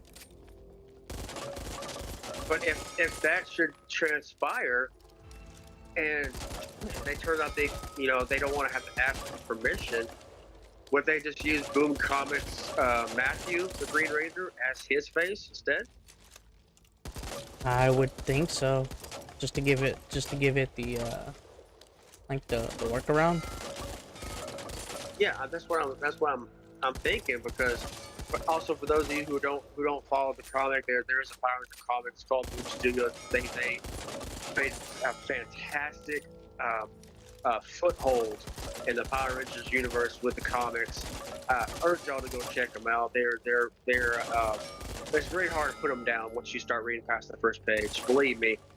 Soul the Dragon for one, Power Rangers Pink, Shadow the Grid, all of it really. But yeah, the Green Ranger in the comic is named Matthew, and you kind of get attached to him just about the same time you get attached to how Tommy was whenever he was in the show. And you know, I will say this until I'm blue in the face: Power Rangers, the limited series in Boom, is directly canon to the TV show. Yeah. It's just the random ones like you see, like the crossover with TMNT and the other crazy stuff that they have on the comics is not canon. But all the limited series is TV continuity, not Boom continuity. I can't tell you how many times I've had to argue with a certain person about that. And I know exactly who you're talking about. So, yeah, keeping it Power Ranger based. I don't know, Jeremy, if you've been keeping up. I believe you have. But with Cosmic Fury debuting right around the corner, how do you feel about it? And because here's my theory with it. Okay, so with Cosmic Fury, I felt if they are going to use IU Ranger, the Super Sentai equivalent of Cosmic Ranger or Cosmic Fury, if they're going to be using Kaiju Ranger's Megazords, right? That's what that's what the prediction is as of right now. They should have kept the helmets. Now, correct me if I'm wrong. You are no absolute sense. Really, to me, it doesn't. But for one, it's really not around the corner because it's scheduled for a fall release, so September, maybe early October. So that's a very long quarter. However, for one, I'm also very excited for a female Red Ranger, first ever. Whenever I say first ever, I don't mean for 1 or 2 or 3 episodes, people. I actually mean full series, like female Red Ranger, full series from start to finish. And you can't tell people that now in today's major world because they say, oh, what about Laura? What about whatever her damn name is? I forgot, from Samurai. Lauren? Was it Lauren? Lauren? Yeah. Lauren was only there for 2 or 3 episodes, people. Not very long. So she wasn't even the true Red Ranger, let's be honest. No, she wasn't. And you know, Daphne from Alien Rangers, she wasn't really a leader because, I mean, of course, the red Alien Ranger was the actual leader. She was like kind of like the form of Billy if he was an Avatar. Again, my opinion. I'm getting off topic. Cosmic Force, I can't personally wait for.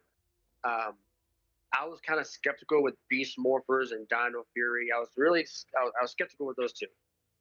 Still am. I watched a few episodes of Dino Fury and about 3 episodes of Beast Morphers. So I couldn't get behind it. Right. But when they did the team up with Austin St. John, I did watch that. That was awesome. That was really cool. I liked how they went about it.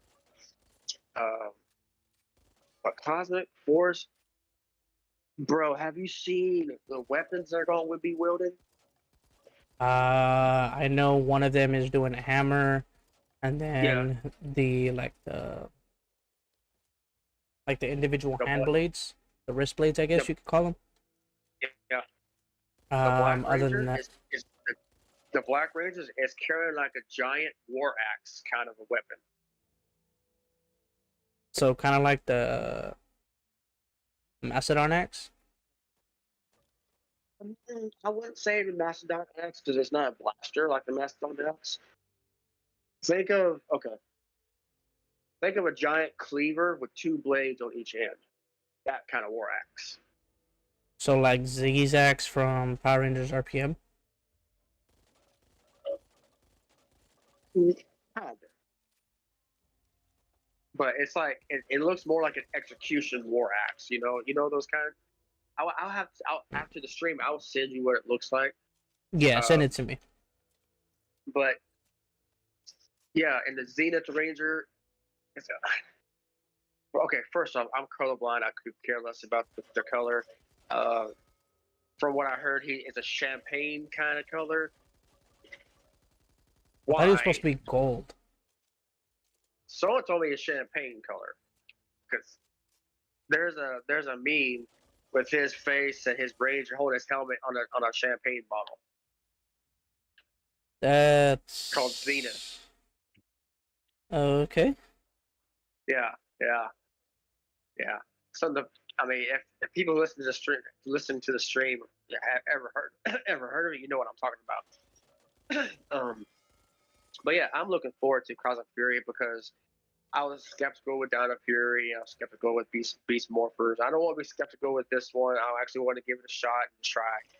But my question to you, David, is that Netflix is going to be home to the Power Rangers universe coming up soon. What do you want to see come to the Power Rangers universe on Netflix? Do you want to see all of the series from season 1 till now, or do you want to see new movies that want to be made? Okay, so I'm glad you brought this up. So Netflix, I don't know if you knew before, but Netflix, you could actually watch all of the Power Rangers, right? Okay, that I didn't know. Yeah, so a couple of years ago, Netflix, because of, I believe, the deal from Disney and Hasbro going down, since Disney at that time was losing the rights and Hasbro was obtaining the rights, Netflix didn't want to pay for the rights to actually stream the service. They didn't want to have to pay Hasbro out of pocket, because we all know how cheap and janky Netflix is. So Hasbro pulled those rights for Netflix to watch all the past ones. As of right now, the only Power Ranger episodes that you could watch on Netflix are currently Mighty Morphin Power Rangers season 1, 2, and 3, and then season 18 technically, which is the remastered version, which is supposed to be like the 90s, where they do like the kapow pow little 90 little signage. Yeah. Jeremy knows what I'm talking about. Then you can watch, Dino Fury. You can watch, what is it? Beast Morphers. So anything that was released within the last 3 years has been given the opportunity to watch it on Netflix. So the fact that if they bring it back, if they bring the rights to Power Rangers back to Netflix, I would love to be able to watch it, because my top 3, okay? Now, Jeremy could have his own different opinion and different, top 3, but my top 3 go to Power Ranger series. Number 1, Power Rangers in Space. Number 2, Power Rangers Lost Galaxy. And then number 3, Power Rangers Mystic Force. And the reason why I say that, as much as I loved the Dino Thunder and I loved having JDF in it, as cool as it is, I prefer, Power Rangers in Space, because, and again, Jeremy, we can debate on this, live if we want, but in Space basically took the theme from Turbo and put it in its own season. And I thought that was very good because of the fact that you had the technically quote unquote original 5 from the last 4 seasons doing a whole nother season of which basically I'm talking about is Power Rangers Turbo, right? So that entire team got shifted over to in Space. So, TJ, what's her name? Carlos, Ashley, and what's that one, the other girl's name? Cassie, thank you. You know, so those four are actually being transitioned over to In Space with Andros. I felt was very good because, to be honest, I didn't see TJ as a Red Ranger. I saw him more of as a secondary backup. Yeah. You know, being the fact that Carlos went from a Green Ranger to a Black Ranger, which was fine to me. And then the girls with their respective colors. So I felt that they needed to have their own season to truly bring out their character. Okay. And because of the fact that they didn't really know, in my opinion, they didn't know what they were doing. They needed something in transition because JDF was leaving the show because he was starting his, you know, mixed martial arts career. The person who played Catherine, she was, I believe, was going to school at the time. So she was just wrapping up with school. Adam was transitioning from doing live action Power Rangers to starting to be the voice for Bleach and a lot of the other animes. So Johnny Young Bosch is who I'm talking about. He does a lot of anime voice, a lot, as well as he has his own rock band. Also, here's the thing: he did not just voice Ichigo; he voiced Vash the Stampede from Trigon as well. See, I didn't know that. That's actually good information. And it's funny, you know, I'm not going to disagree with you on Space because Space was a hell of a fucking season. Yep. My top three, without going to Mighty Morphin, because we all know Mighty Morphin was the nostalgic factor for any kind of debate or argument. Without going to Mighty Morphin, I'm going to go to the other series. My number one has to be SPD. For many reasons why SPD, I'll get to that in a minute. Two being Power Ranger Zeo, and three, and Mystic Force. So somewhat almost like David, but completely different. The reason why I like SPD is it's like watching a soap opera, okay, if you will. I'm not talking about General Hospital. Get the hell out of here with that shit, butt bull crap. SPD, you know, you have these misfits. Well, not all of them, but there's a few of these misfits with actual abilities that they can actually use. And then you got Doggy, which Commander Kruger, not a human by chance. He's an actual dog. He's just like the Sentai version, but this was a more sleek version of him. And it was just actually kind of cool. It was kind of like a father figure to the Rangers, and a complete badass backstory. And the whole time he was very mysterious about it. He talked about he lost his one true love, and he's a swordsman. He told himself he's not going to pick up a sword ever again. And later on, I think episode 12 or episode 13, I may be wrong, but it's one of those. He picks up for the first time ever his sword, and it's probably the most badass saber in the entire Power Rangers franchise. It's a giant saber, Shadow Saber. Shadow Saber with a dog's mouth open up and the blade coming through the dog's mouth. Probably badass saber, and and he talks about being a swordsman, and you always thought, oh, he's probably just talking his ass, but no, he knows how to fight with a sword. I mean, probably the best swordsman in the entire Power Ranger franchise. I said what I said. And we got to see him in Power Ranger 4, which was so awesome, being a Shadow Ranger. And my second, like I said, Power Ranger Zeo. And I kind of agree with David on TJ being blue instead of red. But my version is Rocky. I felt Rocky contributed more as Zeo Blue than he did Mighty Morphin Red. I say that because he still had that overlooming shadow of Austin St. John's character Jason surrounding him, trying to fill in the void of the former leader being gone. We all know when Rocky was leading, it didn't feel like he was a leader because guess what? Tommy came back. So Jason, Rocky kind of felt like third in command because Adam's knowledge of the grid, even Billy. So it kind of felt like Rocky kind of lost track and didn't have that leadership. But when he became Zeo Ranger number 3 Blue, it stood out. I mean, there were some episodes where he did lead the team when the others when Tommy couldn't or Jason couldn't. And yes, Jason did come back from from Mighty Morphin to Zeo to be the Gold Ranger, which as kids we all speculated would be Billy or Skull, and I was kind of hoping for Billy to be the Gold Zeo. I think we all were at the point in time, but seeing Jason come back, running in the desert in bandana, shades, and trench coat. Why the hell? Whose idea was that? I will never know. And then You mean Austin St. John? Yeah.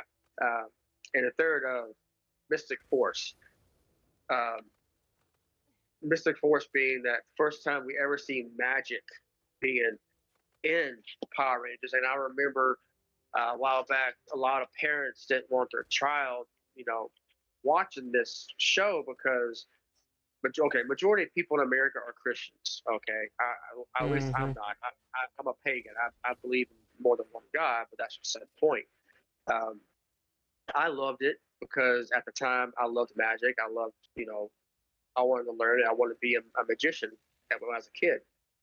And watching Mystic Force, it was so awesome. You have this former Ranger. I mean, I'm not going to give away any because you guys got to watch Mystic Force. It's a damn good season. You got this Ranger. He looks like a Power Ranger. His name is Korag. Do you think Evil Tommy kicked the Rangers? You have no idea. Korag, the freaking chaos he inflicted on the Mystic Rangers every damn episode, it was insane. And he did it with honor. And he did with honor, and he did with badassery. And he had probably the most coolest system. He had a shield and a sword. A shield that could open up and fire energy blasts, energy waves at the Rangers, and almost took them out with one shot.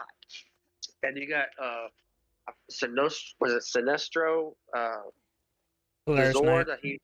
Solaris Knight. Yeah, no, it wasn't Solaris Knight. I'm thinking of Sinestro, the Ranger, the Zord combination he did. The horse. It wasn't called Sinestro, but I know where you're going with. Yeah, and then we have Solaris Knight. Solaris Knight, kind of funny, kind of like a nod to Disney's Aladdin being stuck in a lamp. Yep. That was kind of cool. I just thought Genie was kind of annoying as fuck. Yeah, but that was his job, though. Yeah, but that's my three. I'm gonna get it. We're gonna talk about our three favorite. I'm gonna talk about three worst. Okay, three. And then yes, there are three worst Power Ranger seasons. I know we talk about a lot of Power Rangers on this channel, but you gotta understand, if it wasn't for Power Rangers, we wouldn't be the men we are today. My three worst have to be anything with the fucking name Super in the name. Super Mega Force, Super Samurai. Okay, they share number one spot. They share the number one spot. Okay. What about Super Dino Charge? Fuck you. You had to say that. I had to. I forgot about that one. God damn it.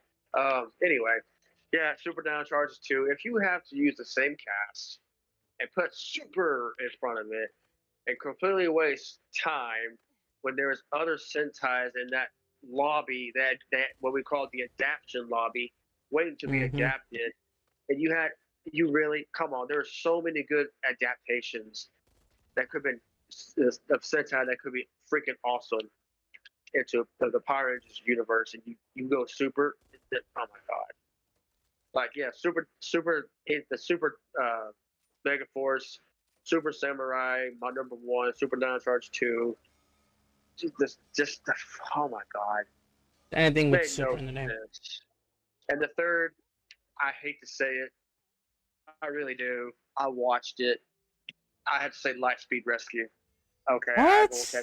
Yeah. Okay, we're gonna have to talk about this. Okay, we're gonna have to talk. All right. So give me your reasons for Lightspeed Rescue. Okay. It's been a while since I watched it. I haven't even watched it again since I was a kid. I may be misinterpreting. Okay. Turbo was good. Okay. When I say Turbo, I mean Turbo when Tommy was in it. It was good. And then switching over was bad. That's when Turbo got bad taste in my mouth. But Lightspeed Rescue, it didn't really. The fact that there were firefighters, they were ambulance workers, they were police, didn't sit really well with me because as a kid. You know why they did that? Yes, I know why. Okay. Okay, as long as you know. Please. Yes. Okay, I know why. I didn't care for it.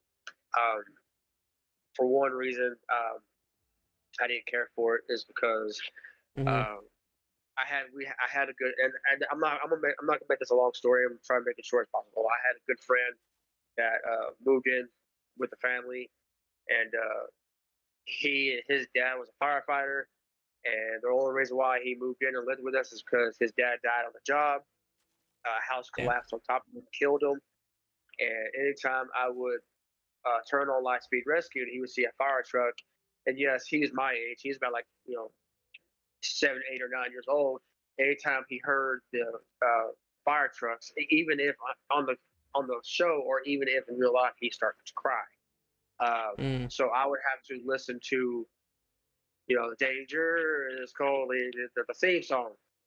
Yeah. He would start crying, and just crying and crying, and I felt so bad, and it kind of just sucked the entertainment value out of me. And I couldn't. I watched the whole series. Yes, I watched the whole series. That part of me wanted to love it. Part of me didn't. The Megazord was tiny as hell, very clunky looking. I'm just picking at it, but the real reason why is because I couldn't sit through and watch it about him crying and being upset the entire day, and Yeah. I still don't. I still won't watch it because even though Matthew, not Matthew, I said Matthew. Even though James passed away, he passed away last year from a drug overdose. But even though he has passed away, I still can't put myself to watch Lightspeed Rescue because I have his cries like dug in my brain. Mm-hmm. So that's the reason why it's on my worst list because it makes me think of him. So Yeah. that's my 3 worst. Okay. I mean, I respect that. I thought it was just gonna be kind of a bullshit answer, if we're gonna be honest. No, I'll never give you a bullshit answer. Yeah. So I understand it. Okay. Super. Okay. Lightspeed Rescue. And what else did you say? It was a super Mega Force John Charge. Yeah. Yeah. Superman. I'm sorry. Super Mega Force and Super Samurai. Dino Charge. Samurai. Anything with super in the name. I understand that part. Yeah. Lightspeed. And then what else did you say? That was it, I think. No, you still have one more, bro. I still have one more? Yeah. Well, fuck me. Okay. Last words I would have to say. I don't want to catch hate for this. I don't want to do it. Time Force. Okay. This is another one we have to dispute. So I didn't like the whole Wes falling in love with Jen just for her to go back in time. Yeah, I'm sorry that ending killed me. That killed me. Mm-hmm. I mean, yes, I understand that her husband / fiance died. The original Time Force Red died, which was shocking until he died. Until we lost Galaxy Pink up until that time. But at that time, it was never heard of, because when I was a kid, I didn't know what Super Sentai was until I got to my high school. I was a high schooler. Now, I watched the whole thing. Now, don't get me wrong, it was awesome. Time Force was good. It's just that one ending. I was like, yes, they're kissing. Yeah.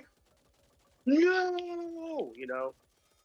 And she had to go back to her time, and I was kind of bummed out. I really was. I had to hear my mom in the background go, "It's just a damn TV show." Nice. Yeah, yeah. I have to say, yeah. Then later, then it's funny that I mentioned my mom saying that. And later that day, my mom would crying at General Hospital. Oh my! I would cry. I was screaming behind my room. It's a damn TV show.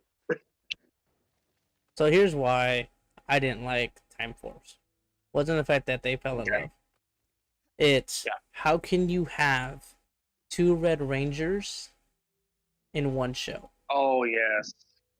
Okay, I'm all Quantum. for having, Ah, six Ranger. I'm all for having like a seventh or eighth Ranger. I'm all for it.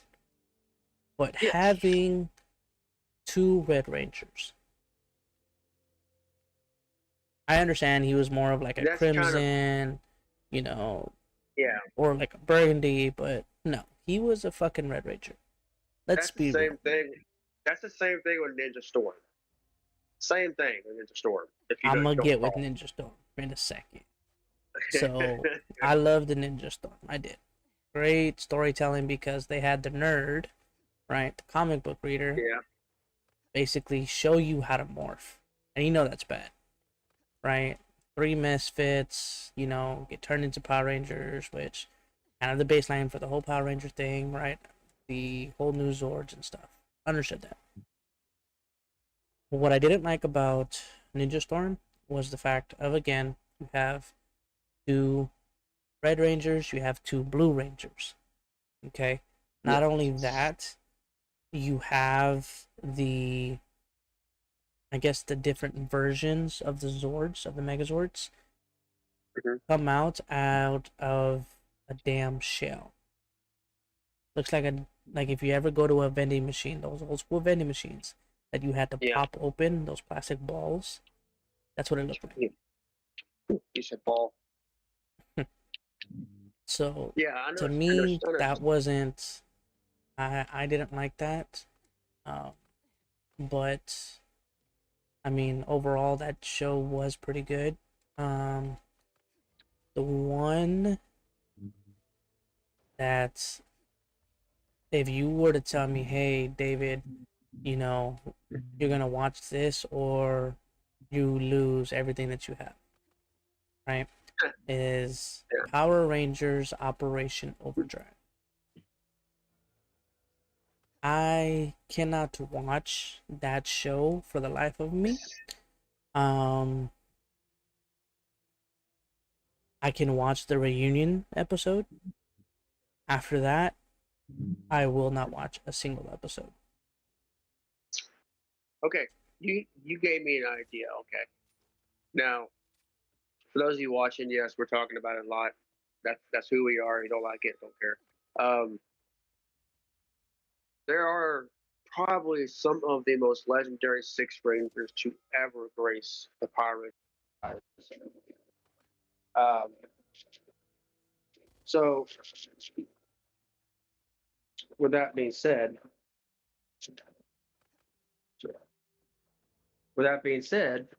what is the worst Six Ranger ever?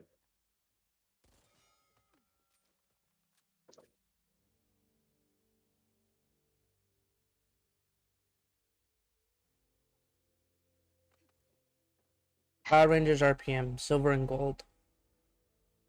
Really? Yes.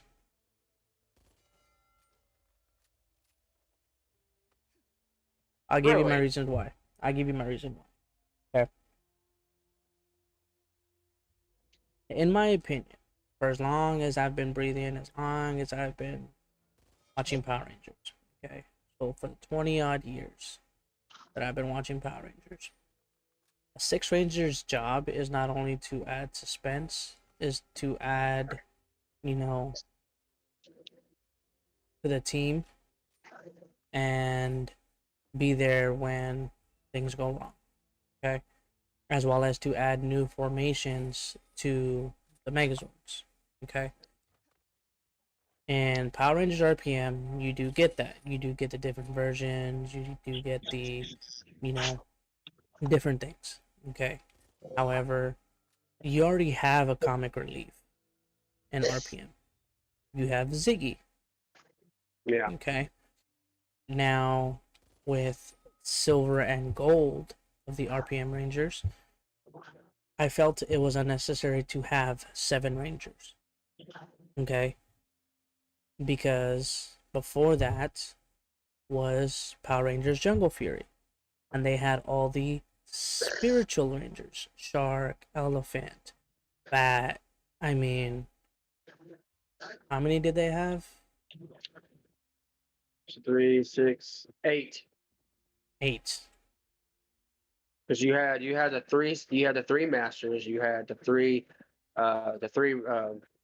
Casey, Theo, and Lily. I think Lily. Mm-hmm. And then you had Master RJ, and you had Rhino Ranger. Yep. And then, not to mention, you also had the Chameleon Ranger, because they turned from evil to good, and Jared. Yeah. And Jared. Jared, okay. yeah. Well, technically, you had about 9 Rangers. Okay. Mm. I felt that at that time, Power Rangers didn't need to have all of these Rangers. Okay. Because it was unnecessary. So when RPM came in place, to have 7 Rangers was kind of a bit unnecessary. Plus, they didn't really add nothing to the team, because the RPM team was already on fire. They were already kicking butt. They already had found the different Megazord formations and stuff. Okay. I felt like it was unnecessary. Okay, but what are you gonna say if Uchu Sentai Kaiju Ranger gets adapted? If it ever does get adapted, that's like 12 Rangers. Right. So that has a purpose. That is the 12 of the horoscopes. Right? Yes, I know, but I mean, okay, I see what you're going. Never mind. I Okay. was trying to make you feel like feel like a shithead. I guess I failed. Anyway, you may disagree with me on this one, but I have to say my worst 6th Ranger has to be the Titanium Ranger.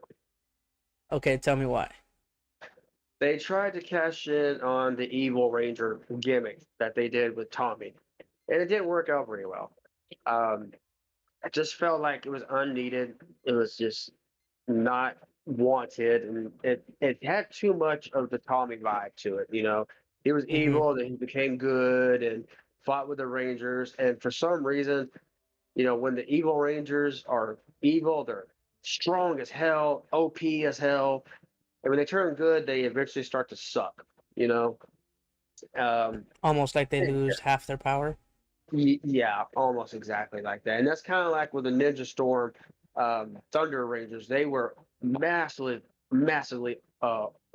beasts as evil. And when they became good, they just kind of sucked after a while. Mm-hmm. And that sucked. I hate that because I love Ninja Storm. I really do. I just didn't really care for it, really, to be honest. I'm going to go with Dusty's Pistols here. If those of you who are still listening to us ramble, we thank you. We appreciate the patience. Like I said, once we get to talk, we can't really shut up. Nope. But yeah, if you have stuck around for us, thank you. We're going to start some Trial of the Worm campaign, not campaign, Trial of the Worm, which is, I would say, a little bit more fun than the campaign myself.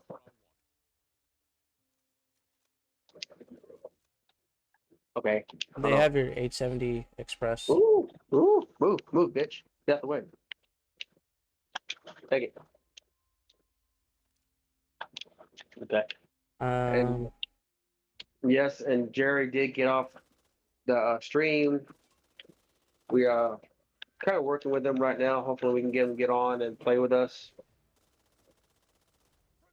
Our buddy Jerry is going through a little bit of time right now.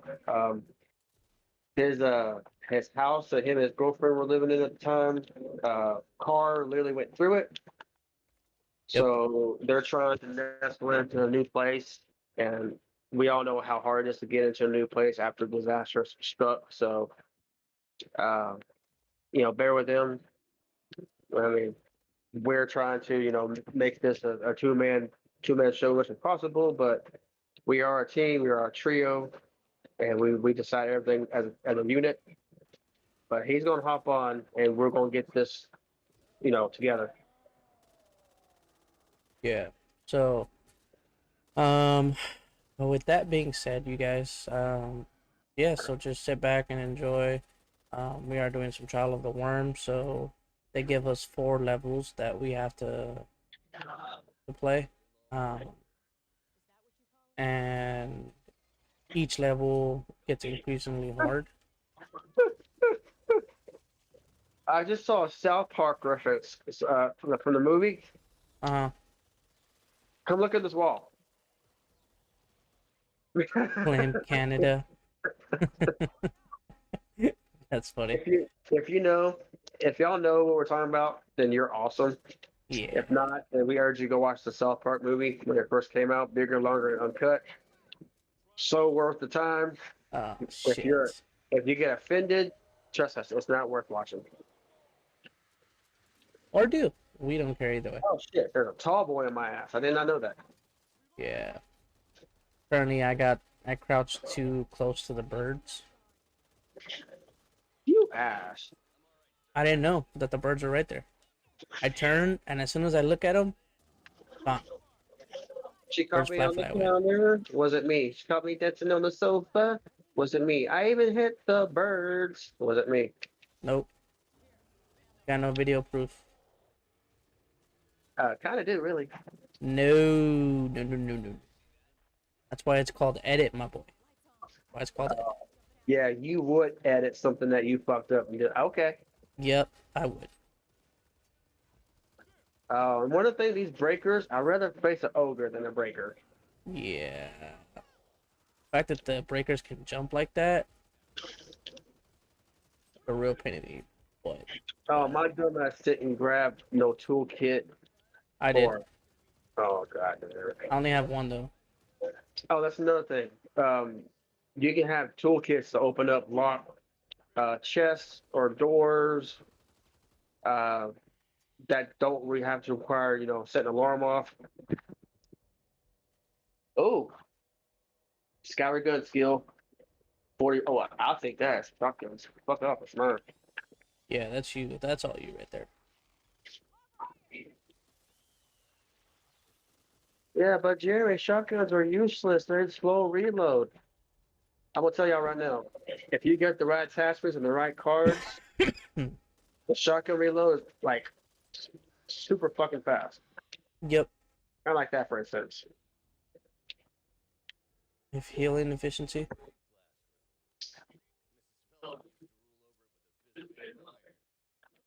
Okay. Yes, and the currency of this game is copper. Why? I don't know. Why would you have a sniper scope on an Uzi? What? Yes. Oh my goodness. Yeah. I mean, I can understand momentum.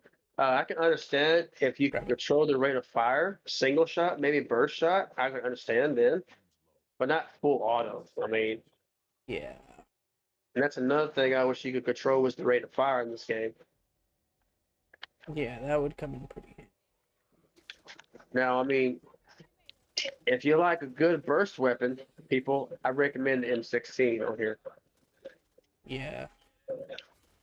Ooh, they got a vector. But you want the vector, really? Over the Uzi?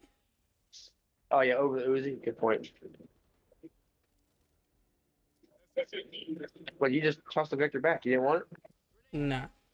Because of the attachments that I have on the Uzi, it's the quick reload. Bro, you're just like a woman. You like to change your mind a lot. You know what, sir? I don't need your sass right now. All right. But as you may be, I don't need the sass. I am the sassy one of the trio. Come on now. Yes, you are. You just had to trigger the door, huh? You just had to trigger the birds, didn't you? Fair enough. That's another thing I like about the shotgun. Breach and clear, motherfucker. Breach and clear. Ooh. And note, they're following me because I'm white, by the way. Oh, man.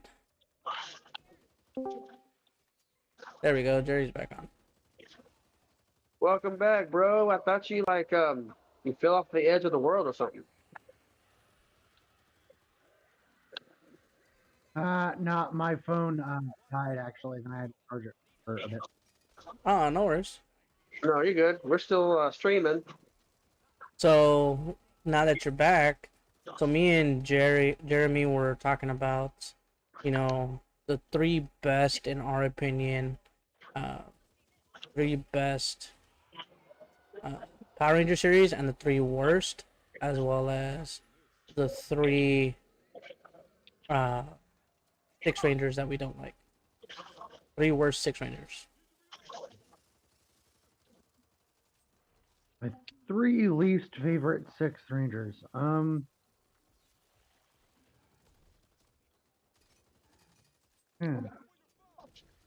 Yeah, that one's kind of hard. That's what she said. Not to I you. never cared for the Wild Force guy, the Wild Force Silver. What? You didn't like Merrick? Okay, we're gonna have to talk about that. Hey, give me reasons why.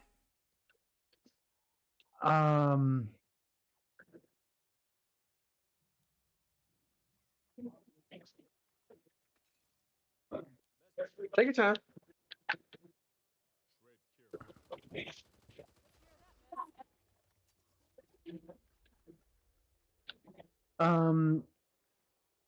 Not because he's a bad person Mm-hmm.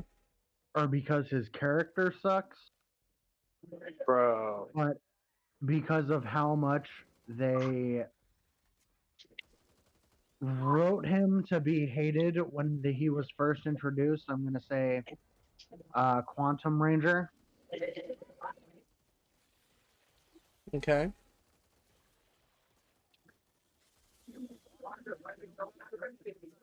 He was kind of a cool evil guy, though. Right, but like he was they wrote him to be the most hateable person ever since like Tommy originally, you know? That's a good point. I never thought of it that way. Yeah.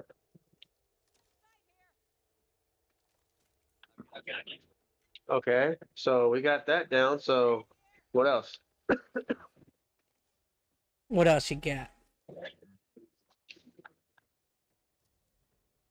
I'm going to say that my third least favorite Sixth Ranger comes from Turbo, and that's because they were very roundabout as to if Blue Centurion or the Phantom Ranger was supposed to be the Sixth Ranger, and I didn't really like either of them. You didn't like Blue Centurion, really? No, because Well, he wasn't really a Sixth Ranger. He was more like a Special Ranger, really.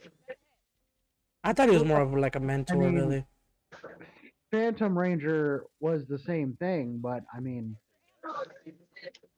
in that regard, they didn't have a Sixth Ranger, you know, but if you just kind of, you know,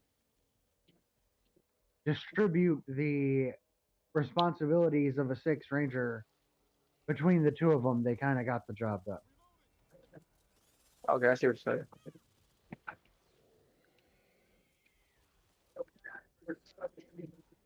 Okay, so what's your third one?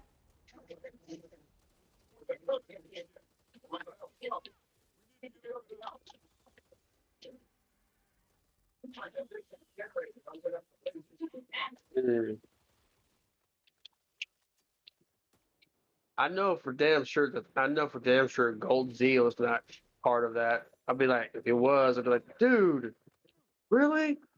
Yeah.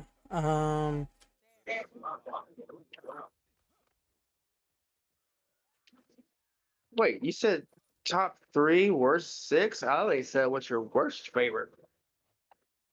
What's the worst six ranger? I didn't think we were going to do. Okay, never mind. Oh, my bad. No, you're good. Okay. So That makes sense. what's your top three favorite Power Ranger series?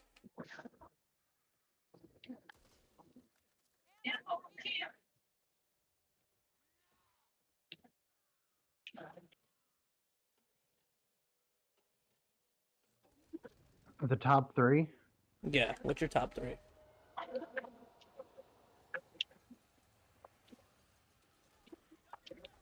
I think my favorite of all time is probably In Space. That's what I said. Okay. Next. I would actually go Lost Galaxy as a close second. I swear, if you have the same three as David, I'm on screen. And then I'm gonna go original Mighty Morphin for my third. I'm about to say, if you Okay. say Mystic Force, I'm on screen. Because you had the same list as David did. I have no shit. Yeah. I said In Space, Lost Galaxy, and then Mystic Force. Yep. Although we're kind of forgetting that Jungle Fury was a damn good season. Yeah. Let's see what else. Oh yeah, here's one. Top three best Zords. Ooh. I might have to think on this one. We talking about best Megazords or just Zords in general? Oh, best three Megazords from any season, combined or not. Okay, I gotta go ahead and throw an honorable mention Yeah. because it's not technically a Megazord, but it does stand on its own uncombined. That very awesome red punching Zord from Zeo. Oh, yeah, I forgot the name of it. Battle something. Yeah, the Battle Zord. Yeah, the one that gets shoot out the cannon.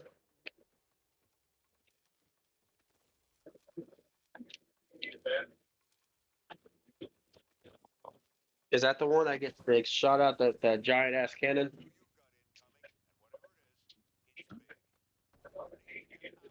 I don't know, but you saying that made me think of another.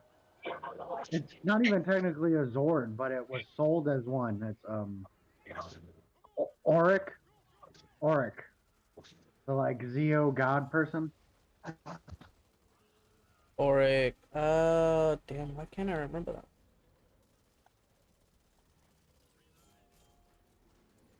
No, what was it? I was putting my headphones back in. What was it? Auric?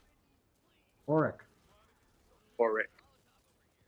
Auric. Why does that sound so familiar? Oh, Auric the Conqueror. So you basically Mighty Morphin, more or less. Was it Mighty Morphin? Or was it Turbo? He was a I think it Zeo was thing. Turbo. Yeah, it was Auric the Conqueror because he gave. No, it was Mighty Morphin because he gave he gave Jason the ability to control.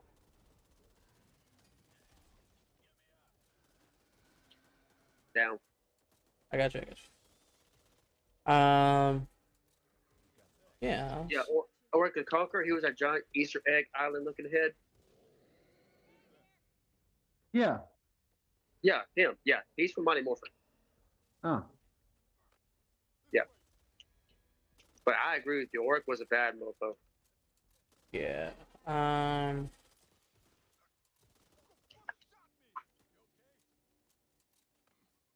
Okay. What was the question again? Top three Zords.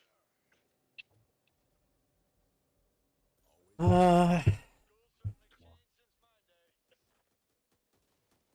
Um.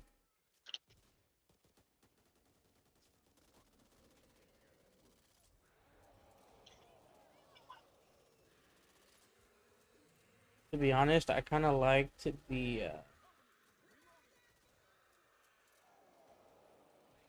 shit. I can't remember the name of it. Oh shit! I hear the birds. Um, Suck it.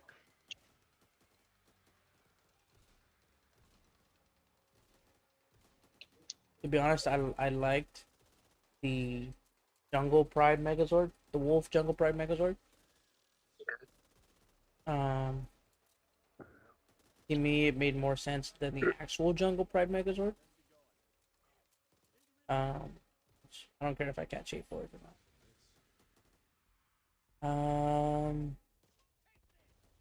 There's that one.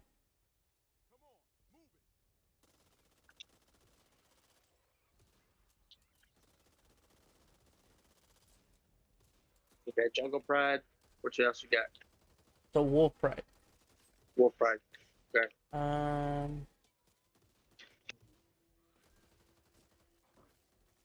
Mm,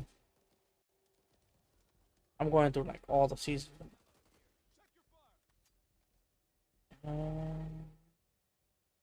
Y'all are have to come back to me because I don't. Okay, Yeah. I'll go. I'll give you time. My number one is always going to be the Shogun Megazord.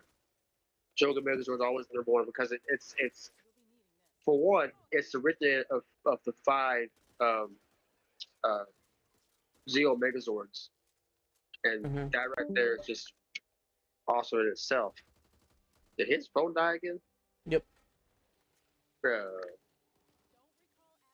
And then number 2, I have to go with the oh shit, birds. Okay, not birds. Number 2, I gotta go with uh the Dragon Ultra Zord, of course. From Mighty Morphin. Yeah, I can't leave that Okay. one out. And 3, the Astro Megazord. It's The just original so one. cool. Yeah, the original Astro Megazord is just so cool. No, the Voyager. With the Voyager, yeah, Gotcha. because it's so cool that their base, their command center, turns into the Megazord. It's kind of like SPD almost. I think that's where SPD got its idea. Yeah, as well. But so, did I jog your memory of what Megazords is your list? You got Wolf Pride. What else? Mm-hmm. Mm,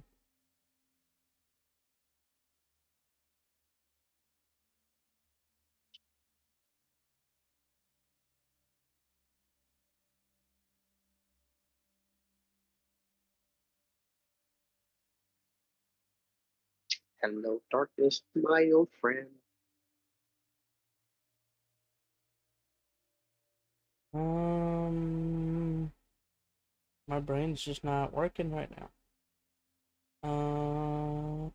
Does your brain need a jump start? I think so. Probably.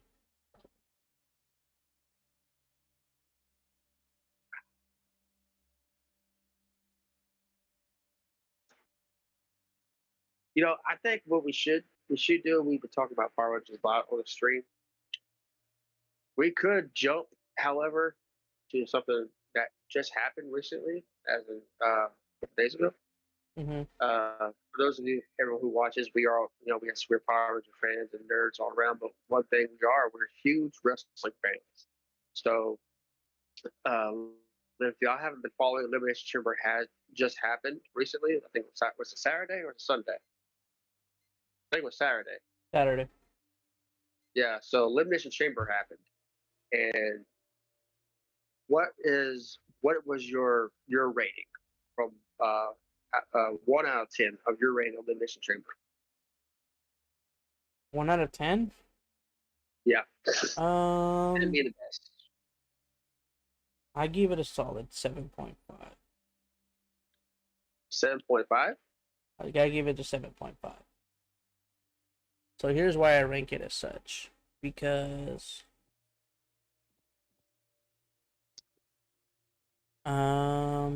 reason for that. You had the Roman Reigns match, which was, in my opinion, at least a 4.5 to 5-star match. However, the Elimination Chamber, the Women's Elimination Chamber match, it's like a 2-star. The Brock versus Bobby Lashley match, that was crap. Let's be honest. Yeah, it was crap. I agree with you. The Men's Elimination Chamber match, that one was okay. I didn't really like the fact that Austin Theory kept his title. I kind of wanted And I think it was Montez also Ford. Wasn't it kind of Logan Paul's fault, the reason why he retained? Yes. Yeah, because they're going to do a storyline, or they're going to continue the storyline with Seth freaking Rollins. Mm-hmm. So that Logan Paul versus Seth Rollins beef is going to continue. So which costed Seth Rollins the match with Austin Theory. That one was kind of like a 2-star, 3-star. So the only 2 matches that I really enjoyed was the Edge and Beth Phoenix versus Judgment Day, and then the Roman versus Sami Zayn. All right. I tried to watch some of it when I was at work. I tried to put it on the TV because I have a Peacock account, and I told my boss, well, I work at a pizzeria called the Pizza Press, and we have TVs. Well, I said, let me put this on, people would come in, whatnot. And he would always turn it off and put it back on ESPN or some shit, and play some old reruns of the NFL season of last year. And no one wants to watch that. We all know what happened. So there's really no point whatsoever. Mm-hmm. Well, I just put it on my phone, and casually watching it, away from the camera, so the camera doesn't see me. And he caught me a couple times, and so I had to put my phone in my locker because I can't afford to get fired now. So the only matches I caught, I was able to watch was Edge and Beth Phoenix versus the Judgment Day, and Brock Lesnar and Bobby Lashley. That's the only matches I was able to catch. I gotta say, I hate the Judgment Day. When Edge was leading it, I loved it. I loved it. I don't like it. Maybe because the whole direction they're going with Dominique found it to be very annoying. Because he spent 4 hours in prison and then got released. Like, and you're gonna call him ex-con Dom? That's just so stupid. Yeah. And the fact that they're even remotely mentioning him as almost just like Eddie Guerrero is very disrespectful. Yeah.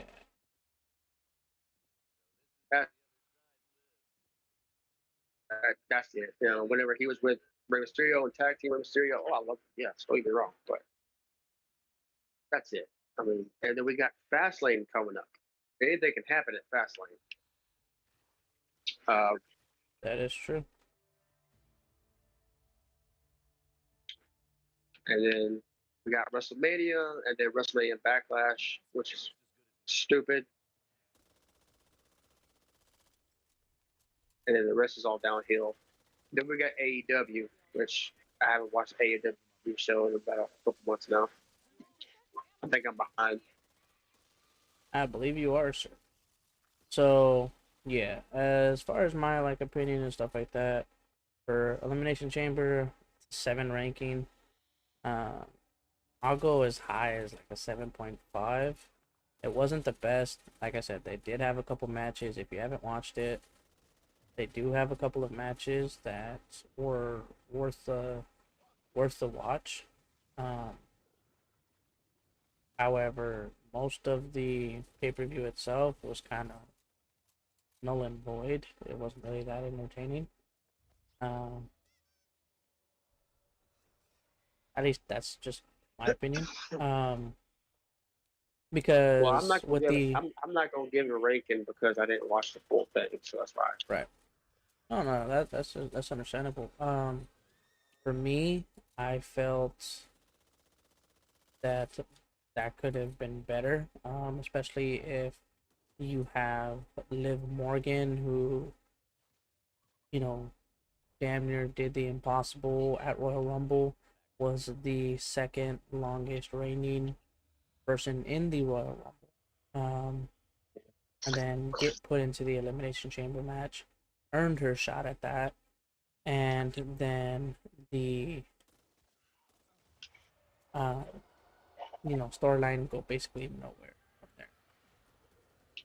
In my opinion, that was a waste of a storyline because Liv Morgan is actual, really good wrestler.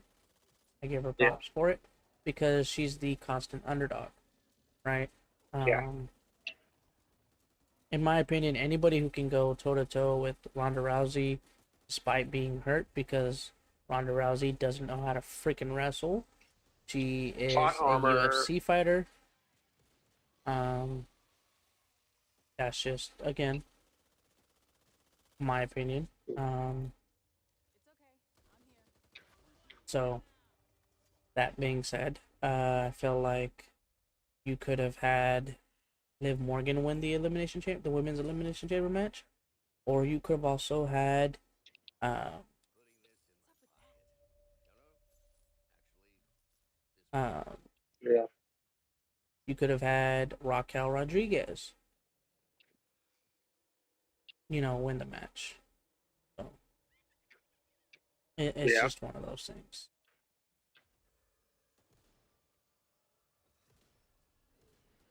yeah. Um, I kind of feel like there's a lot of things they can do with the women's division that they're not doing. Um, I can feel like really, they do deserve more titles than the women's title and tag team division. I mean, to be honest, I want to see a female United States champion, female Intercontinental champion. Give them more leeway than they do the men. Yeah. So I was actually reading an article the other day, and I don't know if they're like questioning whether or not they should combine the titles. They got a skull totem if you want it. I'm not Okay. gonna grab it. Remember you can combine all three to make like a super totem. Yeah, I remember that. So they were asking Charlotte like if she would be okay with combining and unifying the titles. So she said no. And the reason why Yeah, she said no was because she wanted to give opportunities for title matches instead of just focusing on one person. yeah. And when That's it comes, that's very admirable of them too. yeah. And for the women's division, because even though the women's division is not as big as the men's division, obviously, okay, it's the fact of, uh, the women's division is very small. So you focusing on just one title at a time, it does take away from the fact that there are other wrestlers. It's one thing for the men's division because of the fact that if you unify the titles, like as of right now, you have Roman Reigns as well as, you have Roman Reigns as the unified, world champion. But because of the men's division so large, you also have the United States Championship. You have the Intercontinental Championship. You have the Tag Team Championships, right? But you do not Check. I, have what I that don't, for yeah. the What women's I don't championship. what I don't understand is Why can't they take the 24/7 title? So the title they retire, they don't use anymore. Sit and make that like a women's intercontinental or women's United States championship. You know? I don't know. I mean, because if you look at, you know, uh, if you look at AEW, right? AEW has the TBS championship as well as the uh, women's championship, right? Um,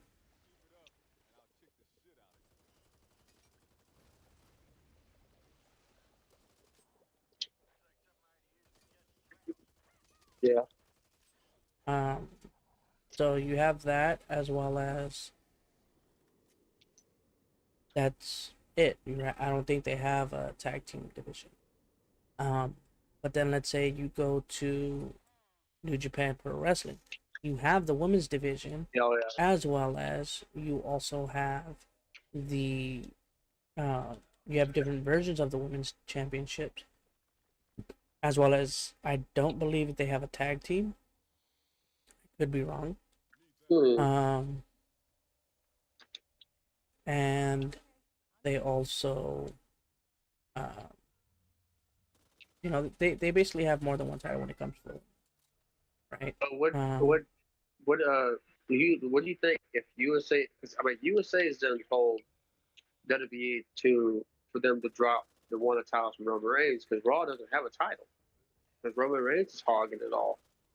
yeah, And I think they have said either you drop one title, we drop the station. Um, do you believe that USA will drop WWE? I mean Monday Night Raw if they don't drop one of the titles? I don't think so.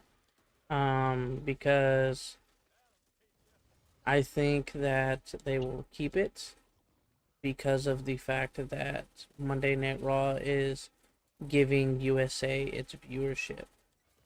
Okay, especially since you have AEW on the rise, right? Um, it makes it easier that way. Um, because you have AEW Dynamite on TNT, as well as you have call it AEW Rampage on TBS. I might have mixed those two up to be honest with you.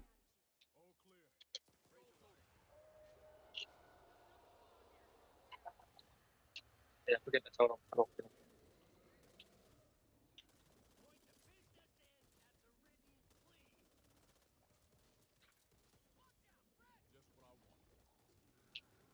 Let's see. Yeah, okay.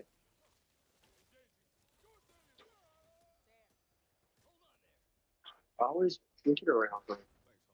Mhm. So yeah, I kind of respected that because you know, uh,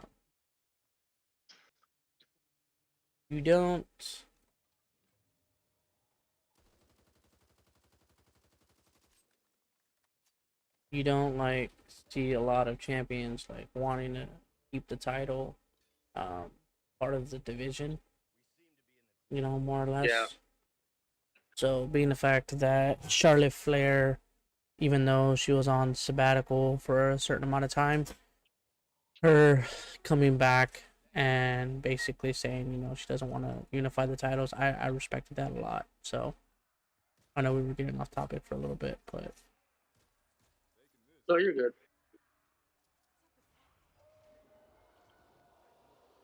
Uh, let's see.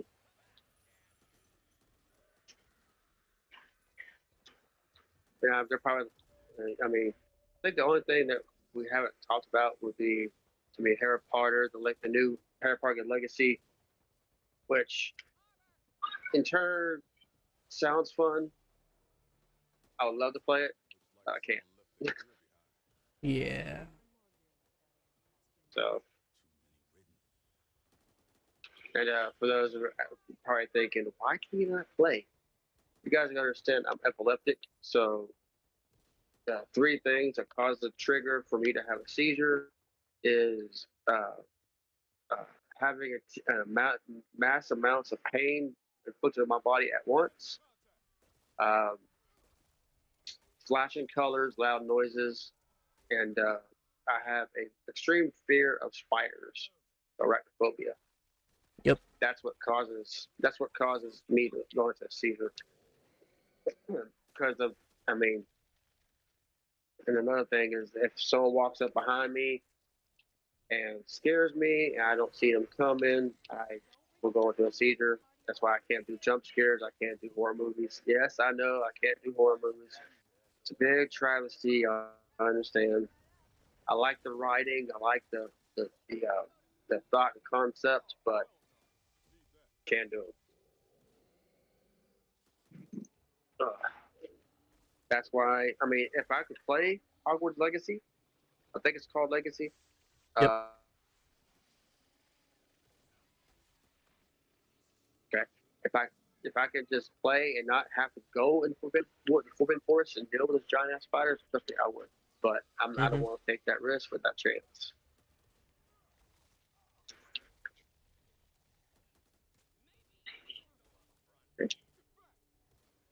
So,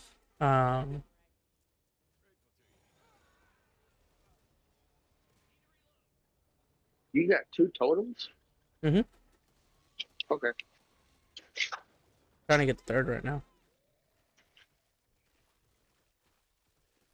Trying to see how strong it gets.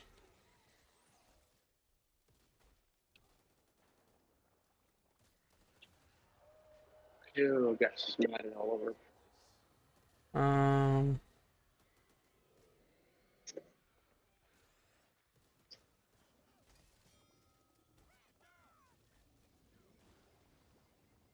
So that's just my thoughts. I mean, I wish that Elimination Chamber was better, but I mean, I understand why they did what they did. You know, hopefully it could have been a lot better.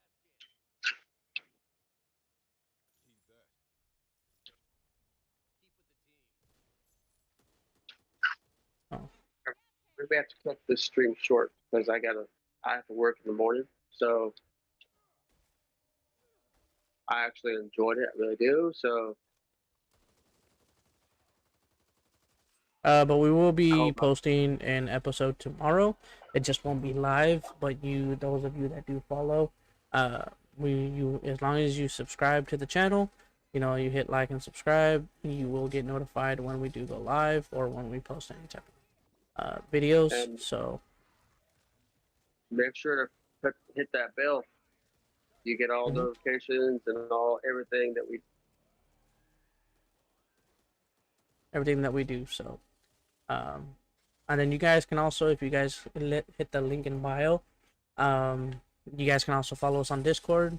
You'll see a bunch of the shenanigans that we post, that we go back and forth with a lot. So, so we look forward to talking to you guys tomorrow. Have a good one, you guys. Stay easy and stay breezy.